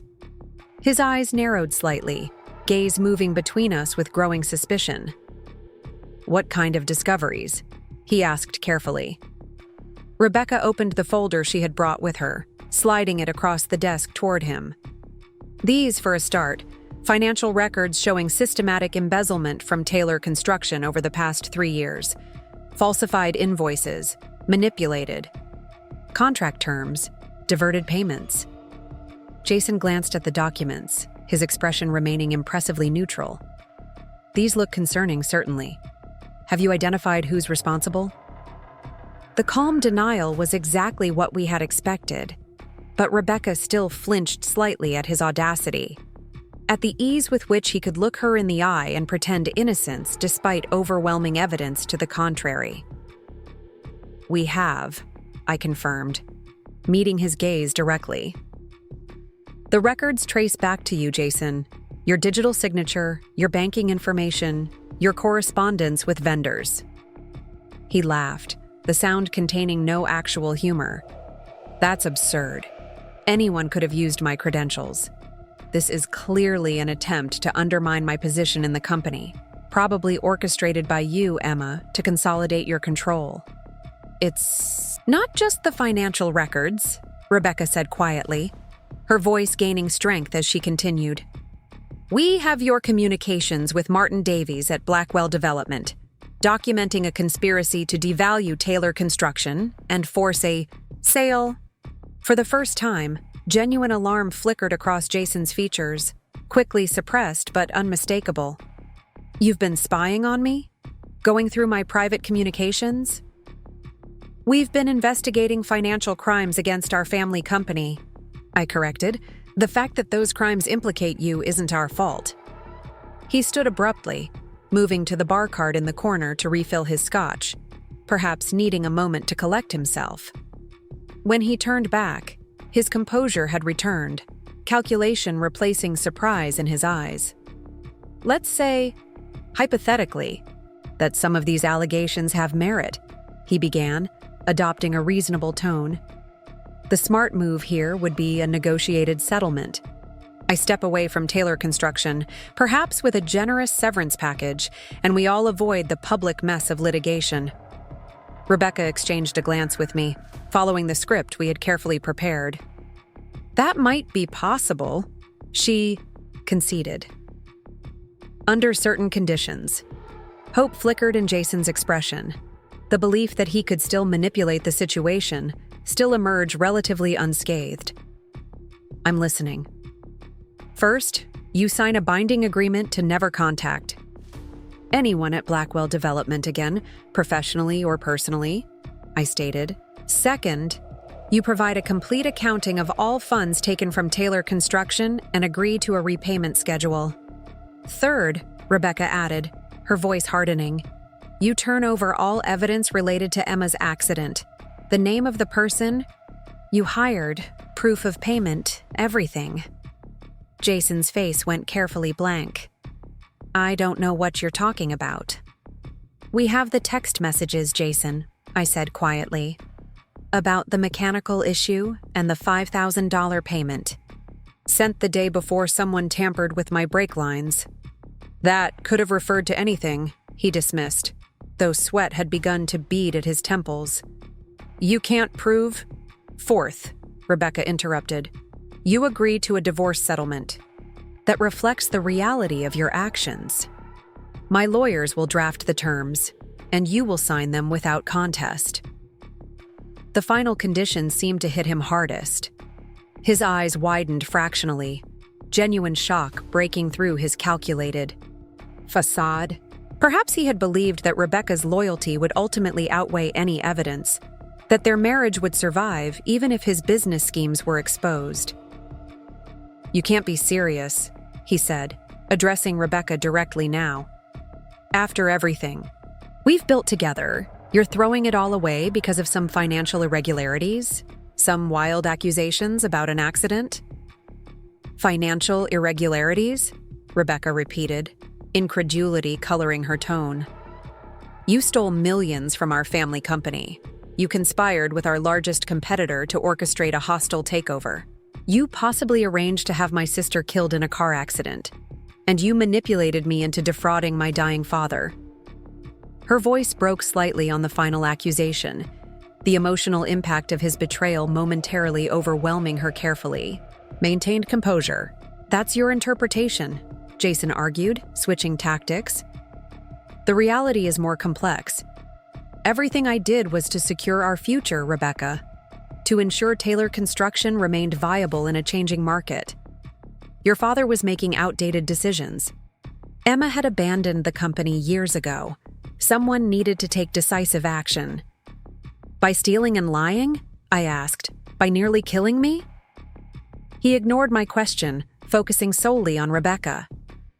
We can fix this, he insisted, moving toward her. Together, like we've always done. Don't let Emma drive a wedge between us. She's always been jealous of what we have, of your position in the company, of our lifestyle. It was a desperate play, a final attempt to rekindle the loyalty Rebecca had shown him throughout their marriage. For a moment, uncertainty flickered across my sister's face, and I feared that Jason's manipulation might succeed where facts and evidence had failed. But then Rebecca straightened, stepping away from her husband's approach. You drove the wedge, Jason. Every lie, every theft, every betrayal. Those were your choices, not Emma's. He stared at her, perhaps truly seeing her for the first time, not as the malleable partner he had manipulated for years, but as a woman reclaiming her own agency, her own moral clarity. You need me, he tried, one last desperate argument. You've always needed me. Without me, you're just the less talented Taylor sister trying to fill your father's shoes. The cruel assessment hung in the air between them, a final attempt to wound Rebecca where she was most vulnerable. Her insecurities about her place in the family legacy, her fear of inadequacy compared to our father's achievements. But Rebecca merely smiled, a genuine expression that transformed her face. Maybe I am, she acknowledged, but I'd rather be honest about my limitations than build my life on lies and theft. She turned to me. I think we're done here. Jason has until tomorrow morning to decide whether he accepts our terms or faces criminal charges. As we moved toward the door, Jason called after us, desperation finally breaking through his controlled facade. You won't do it. You won't risk the public scandal, the damage to the company's reputation. I paused, looking back at the man who had nearly destroyed our family in pursuit of wealth and control. You underestimated us once before, Jason. I wouldn't make that mistake again. Outside, in the cool evening air, Rebecca exhaled slowly, weeks of tension seemingly leaving her body with that single breath. He'll fight, she predicted. He's too proud, too convinced of his own cleverness, to accept defeat gracefully. Probably, I agreed. But he's also practical.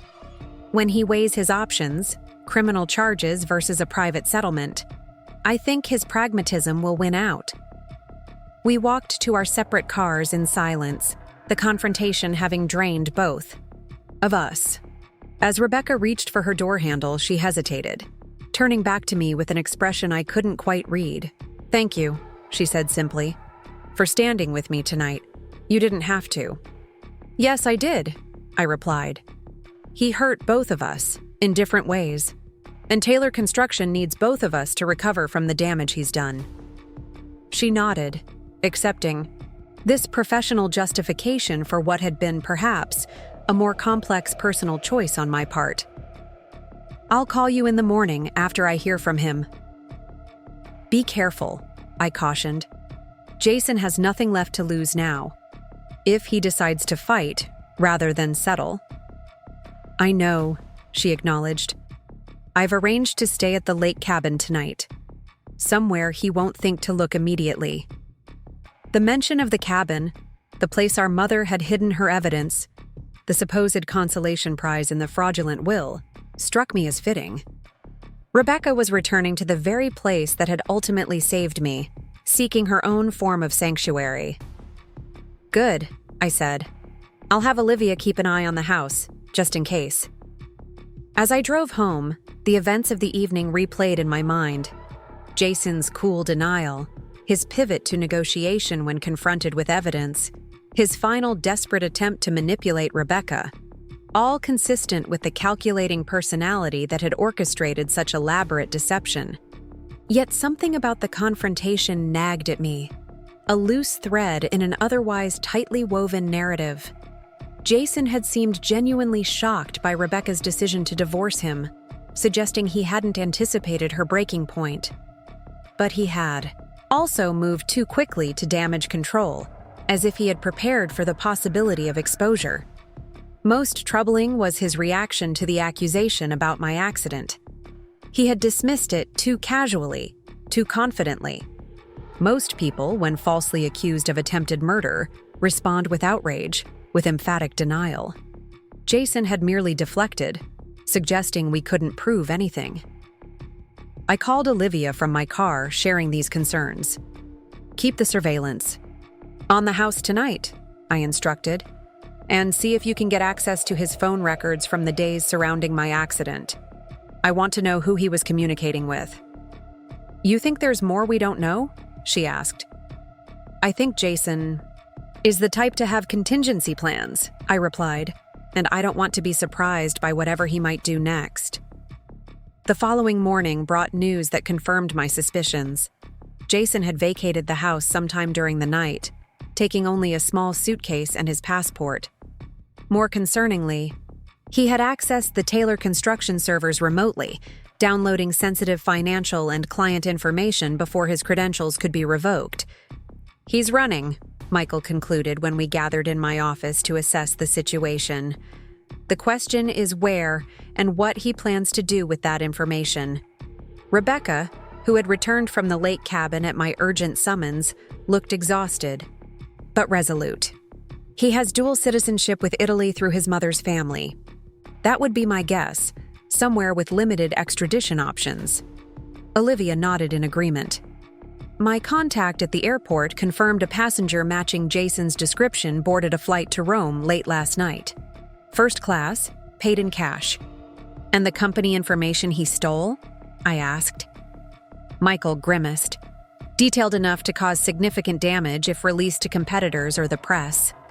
Client lists, bid strategies, financial projections.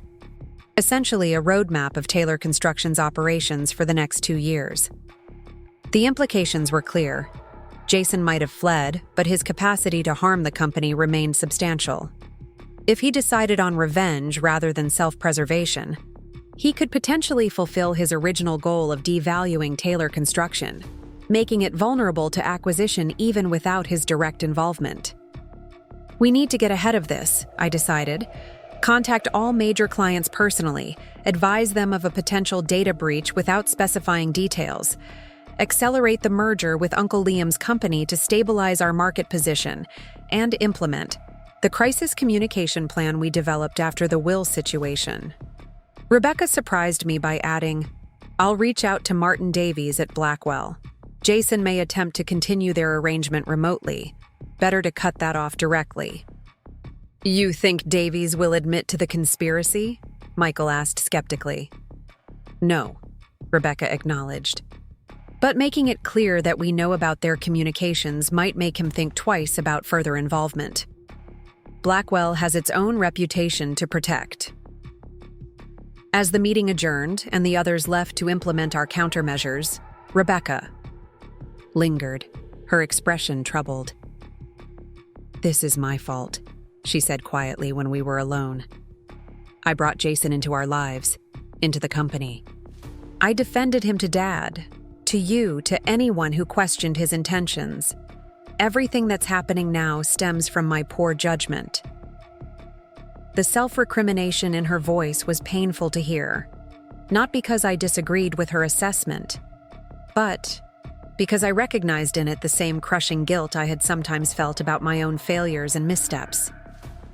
"You made mistakes," I acknowledged, seeing no benefit in false comfort. "Serious ones. But Jason is responsible for his own actions. He chose deception over honesty, manipulation over partnership, theft over honest work. And now he's gone, with the means to continue damaging what our family built," she said bitterly. "Some legacy I've protected." I considered her words, the anguish behind them, and found myself offering what I had never expected to give: perspective that acknowledged her pain without dismissing accountability. "Legacy isn't static, Rebecca. It's not just what we inherit, but what we do with it. How we respond when things go wrong. How we rebuild when foundations crack. She looked up, surprise evident in her expression. "You think we can rebuild? After everything that's happened?" "I think we're already doing it," I replied. "The merger with Uncle Liam's company, the new design services division, the board restructuring. None of that erases what happened, but it does create something new from what remains." A tentative hope flickered in her eyes, quickly tempered by realism. "Jason will still try to hurt us. He won't just disappear quietly." "Probably not," I agreed. "But we're prepared now. No more secrets between us, no more divided loyalties. Whatever he does next, we face it together." The promise felt significant, not forgiveness exactly, but a commitment to shared purpose despite our complicated history. Rebecca seemed to understand this distinction, nodding once in acknowledgement of both what was offered and what wasn't. "Together, then," she echoed, the words carrying more weight than their simplicity suggested. "I should go call Davies now, before Jason has a chance to reach him." As she turned to leave, my phone buzzed with a notification, an email from an unknown address with an attachment. Opening it cautiously, I found myself staring at a video file labeled, "For Emma Taylor's Eyes Only." The sender information was encrypted, but the message content was clear. "Insurance policy in case certain parties don't honor our agreement. You'll want to watch this privately." Rebecca, seeing my expression change, paused at the door. "What is it?" I hesitated, uncertain whether to share something potentially volatile without first understanding its contents. But the lesson of recent weeks had been clear. Secrets between us created vulnerabilities that others could exploit. "Something from Jason, I think," I said, turning the screen so she could see. "An insurance policy, according to the message." She paled slightly, but maintained her composure. "Play it," she said, closing the door and returning to stand beside my desk. "Whatever it is, we should face it together." I clicked the video file, and Jason's face appeared on screen, his expression composed, almost smug. "Hello, Emma," he began. "If you're watching this, our negotiation didn't go as planned, and I've been forced to implement contingency measures." Rebecca's hand gripped the edge of my desk, her knuckles whitening, but she remained silent as Jason continued. "You think you know the full story about your accident, about the will, about everything that's happened since your father's death. But trust me when I say you've only scratched the surface." His smile widened, satisfaction evident in his expression. "The truth is far more interesting and far more damaging to people you still trust." As the video continued, revealing details that neither Rebecca nor I had anticipated, I realized that our journey toward resolution was far from complete. Jason's final act of retaliation would force us to confront not just his betrayal, but deeper secrets within the Taylor family. Secrets that would test the fragile alliance Rebecca and I had begun to build amid the ruins of our inherited legacy. Jason's face on the screen was composed, almost smug as he delivered what he clearly believed was his final, devastating blow. "You both thought this was simple, that I was the villain in your family drama. But let me enlighten you about what really happened the day your father died." Rebecca and I exchanged glances, tension radiating between us as Jason continued. "William Taylor didn't just have a heart attack. He was confronting someone about financial discrepancies he'd discovered. Someone he trusted implicitly." Jason leaned closer to the camera, his voice dropping conspiratorially. "Your father had finally noticed the systematic theft occurring under his nose. But it wasn't just me he was confronting that day." My stomach tightened as Jason's implication became clear. Rebecca was there, of course, my loyal wife, always willing to support my initiatives. But so was Daniel Peterson, your trusted family attorney, the man who's been playing both sides throughout this entire situation. The revelation landed like a physical blow. Daniel had presented himself as reluctantly complicit in the fraudulent will, pressured by circumstances. beyond his control.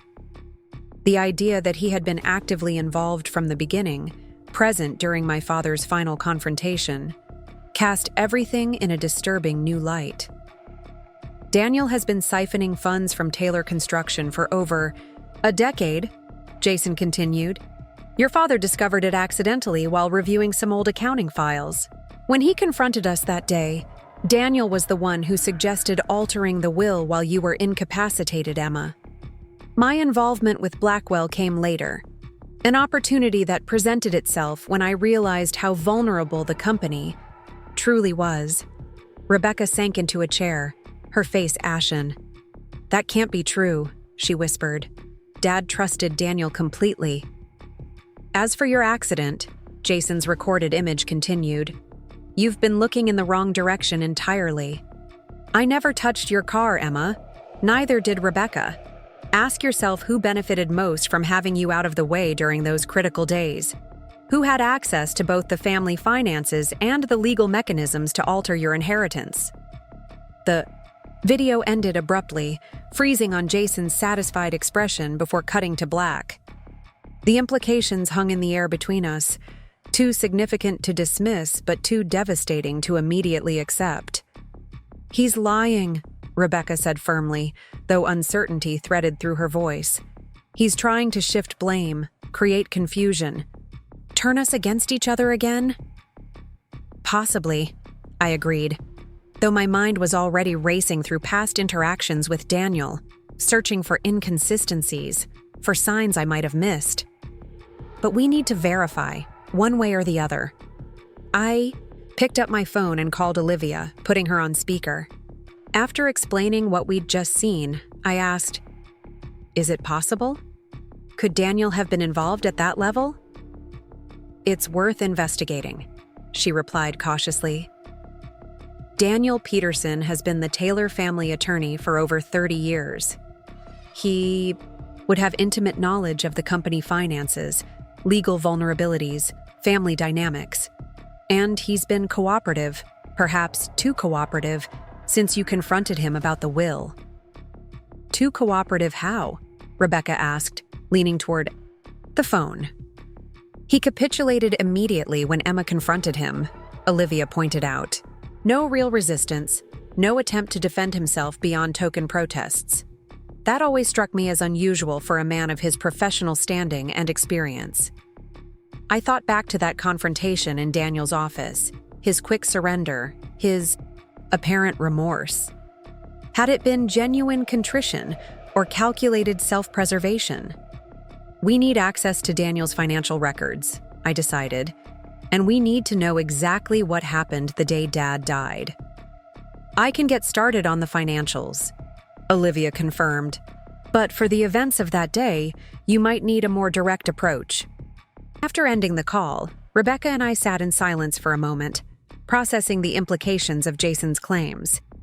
If Daniel had indeed been embezzling from Taylor Construction for years, it would explain why he had so readily assisted with the fraudulent will, not just out of loyalty to my father or pressure from Rebecca and Jason, but to protect his own criminal activity.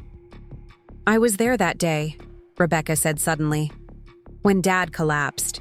But it wasn't how Jason described it, at least, not entirely. I turned to her, surprised. You never told me exactly what happened. She nodded, her expression troubled. Dad called an emergency meeting, just him, me, Jason, and Daniel. He said he'd discovered financial irregularities that needed immediate attention. But before he could explain further, he clutched his chest and collapsed. Everything after that was chaos, calling the ambulance, getting him to the hospital, waiting for news. And you never learned what irregularities he'd discovered? Jason said later that Dad was confused, that he'd misinterpreted some routine accounting adjustments. I believed him. She looked up, guilt evident in her expression. I wanted to believe him. The admission hung between us, a reminder of how easily we accept explanations that align with what we want to be true, particularly from those we trust. What about Daniel? I pressed. How did he react during all this? Rebecca frowned, clearly struggling to recall details from such a traumatic moment. He was calm, I think, collected. He took charge of the situation while I was panicking.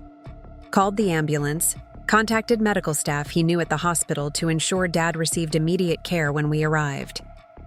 And afterward, when Dad was in critical condition, he was the one who brought up the need to secure the company, she said slowly, realization dawning in her eyes. Said we needed to ensure stability during the crisis. That's when discussions about the will began. This aligned with Jason's accusations in a way that was impossible to ignore. If Daniel had indeed orchestrated the conversation about changing my father's will, it suggested a calculated effort to protect himself once he knew my father had discovered financial irregularities. We need to talk to Daniel, I said firmly. Directly, face to face. No lawyers, no intermediaries. Just the truth, whatever it is. An hour later, we arrived at Daniel Peterson's elegant home in Oak Ridge Heights, not far from our family's residence. The neighborhood exuded old money and established power, sprawling properties hidden behind mature trees, discreet security systems, and an unspoken agreement among residents to respect privacy above all else. Daniel's colonial-style mansion reflected his professional success, imposing without being ostentatious, traditional yet impeccably maintained. As we approached the front door, I wondered how much of this lifestyle had been funded by money siphoned from Taylor Construction over the years. The housekeeper who answered seemed surprised to see us but showed us into Daniel's study, where he was reviewing documents at an antique desk that probably cost more than most people's cars. The room was exactly what you'd expect from a successful attorney, leather-bound law books lining built-in shelves, credentials and awards tastefully displayed, a single oil painting of a sailing vessel that looked valuable but not flashy. His surprise at our unannounced visit quickly shifted to wariness when he registered our expressions. Emma, Rebecca, this is unexpected. Is there a problem with the merger paperwork? We received an interesting communication from Jason, I said without preamble, about your involvement in Dad's financial affairs. Daniel's face remained impressively neutral, though I noticed his hand tighten slightly on the pen he held. Jason is facing serious allegations. I wouldn't put much stock in anything he claims at this point. Even if those claims involve you embezzling from Taylor Construction for over a decade? Rebecca asked, her tone sharper than mine. Even if they suggest you were actively involved in altering my father's will, not just a reluctant participant. A flicker of something, fear perhaps, crossed Daniel's features before his professional mask reasserted itself.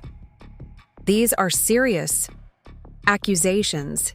If Jason is making them formally, I would need to consult my attorney before discussing the matter further. This isn't a formal deposition, Daniel, I said, taking a seat across from him uninvited. This is two daughters trying to understand what really happened to their father, what really happened to their inheritance, and what role their trusted family attorney played in both. Daniel set down his pen carefully, buying time as he considered his response.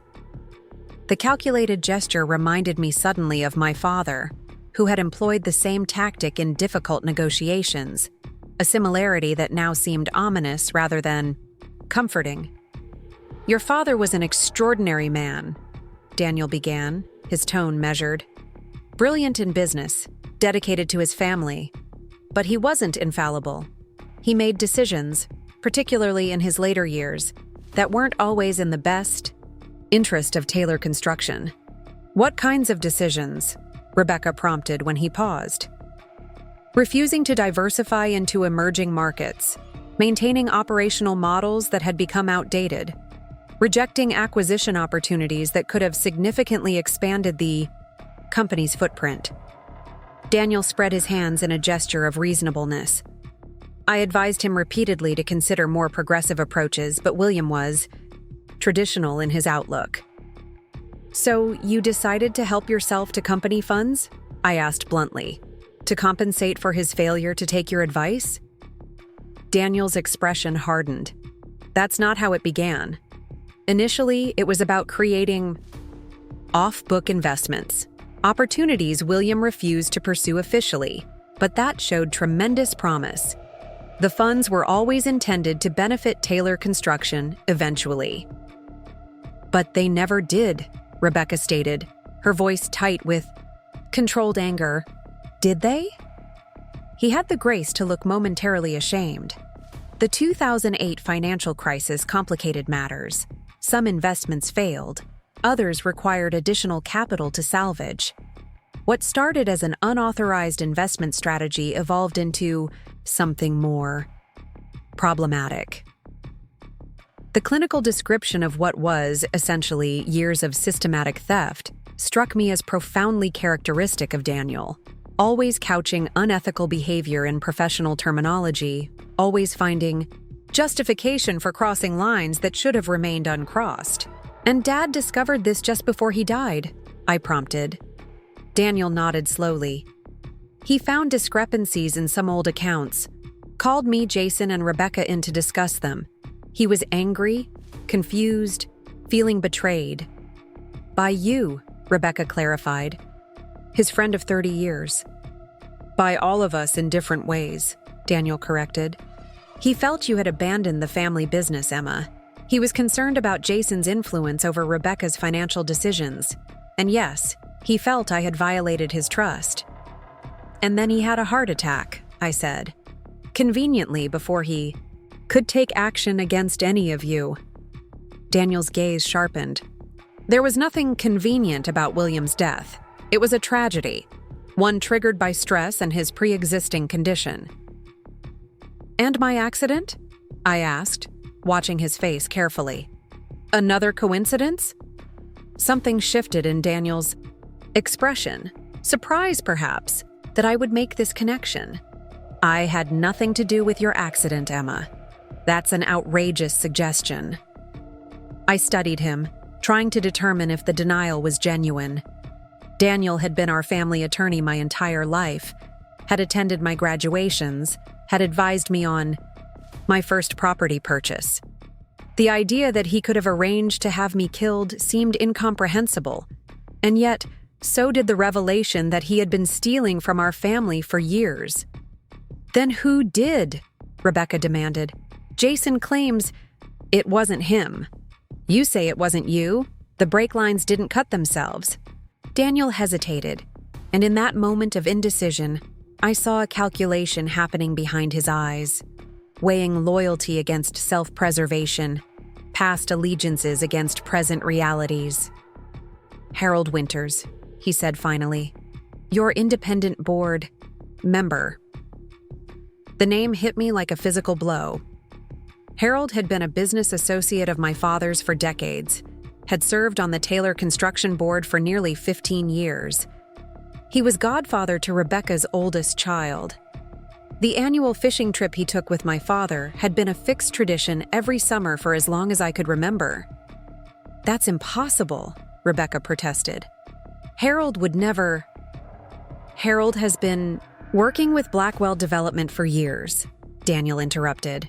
Initially just sharing industry gossip, but eventually feeding them inside information about Taylor Construction's bids, strategic plans, financial position.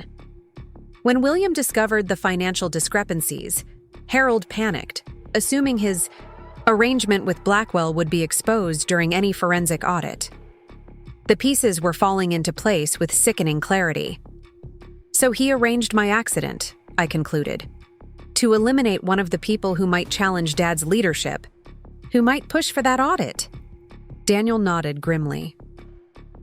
Jason learned about it afterward, through his contacts at Blackwell, used the knowledge to pressure Harold into supporting the fraudulent will, and later, the potential Blackwell acquisition.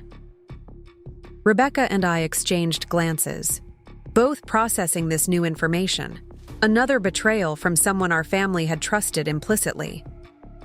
You can verify this? I asked. Check Harold's financial records, Daniel suggested, particularly payments from a shell company called Horizon Consulting, and his phone records from the days surrounding your accident. You'll find communications with a mechanic who has since left the country.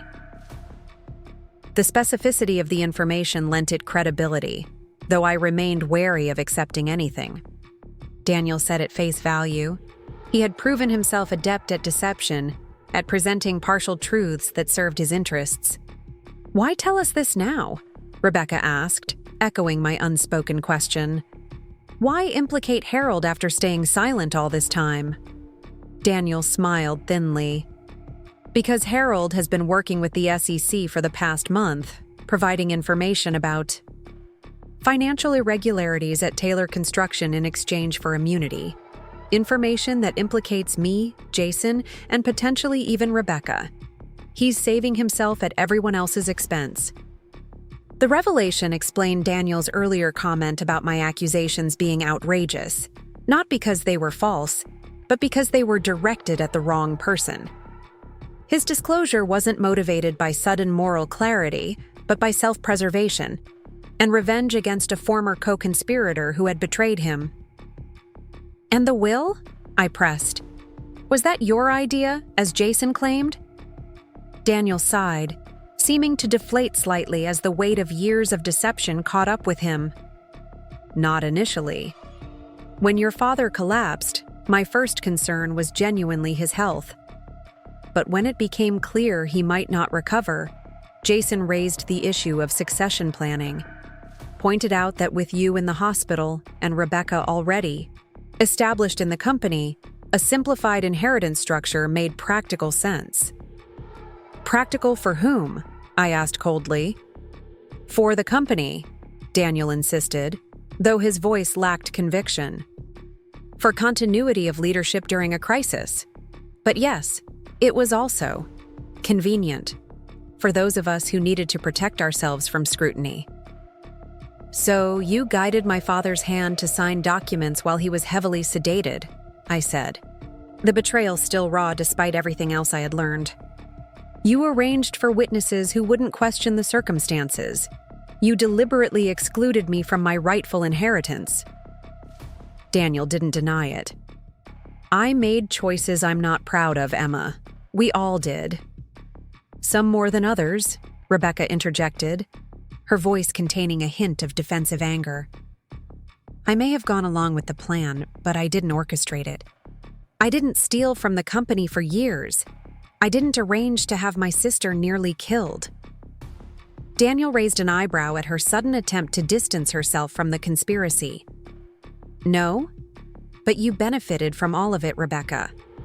The falsified will, the financial fraud, even Emma's accident, all created circumstances that advanced your position. Your hands aren't as clean as you'd like to believe." The assessment was harsh, but not entirely unfair. Rebecca flinched visibly but didn't argue the point further. "So what happens now?" I asked, though I already knew the answer. The web of deception, theft, and betrayal surrounding Taylor Construction was too extensive, too complex to resolve privately. Too many people had been complicit for too long. "Now we all face consequences," Daniel said simply. "Different ones. Perhaps depending on our level of involvement and willingness to cooperate with authorities, but consequences nonetheless." The statement held a note of fatalism that suggested Daniel had already accepted the inevitability of professional ruin, possible criminal charges, the destruction of the reputation he had built over decades. It was, in its way, almost a relief, an end to pretense, to the exhausting maintenance of elaborate lies. "I'll need some time to prepare," he added, glancing around his study as if seeing it, and perhaps his entire life, in a new light. "To speak with my personal attorney, to get my affairs in order, a few days at least." I recognized the request for what it was, not just practical preparation, but a plea for a head start before the full weight of legal scrutiny descended. It was perhaps the final privilege he was requesting as our longtime family attorney, advance notice of his impending downfall. 48 hours, I said after exchanging a glance with Rebecca. Then we go to the authorities with everything. We know. He nodded, accepting the terms with the same professional courtesy he might show when concluding a business negotiation. Thank you. And Emma. For what it's worth, I am truly sorry. For all of it. I didn't acknowledge the apology. Some betrayals run too deep for simple expressions of regret to hold any meaning. As Rebecca and I left Daniel's house, the weight of everything we had learned settled around us like a physical presence. Our family company, the legacy our grandfather and father had built, had been corroded from within by the very people entrusted with its protection. The inheritance I had fought to reclaim was tainted by decades of deception and criminal activity. What do we do now? Rebecca asked, as we stood in Daniel's driveway, her voice containing none of the confidence that had once been her defining characteristic. I took a deep breath, considering our options.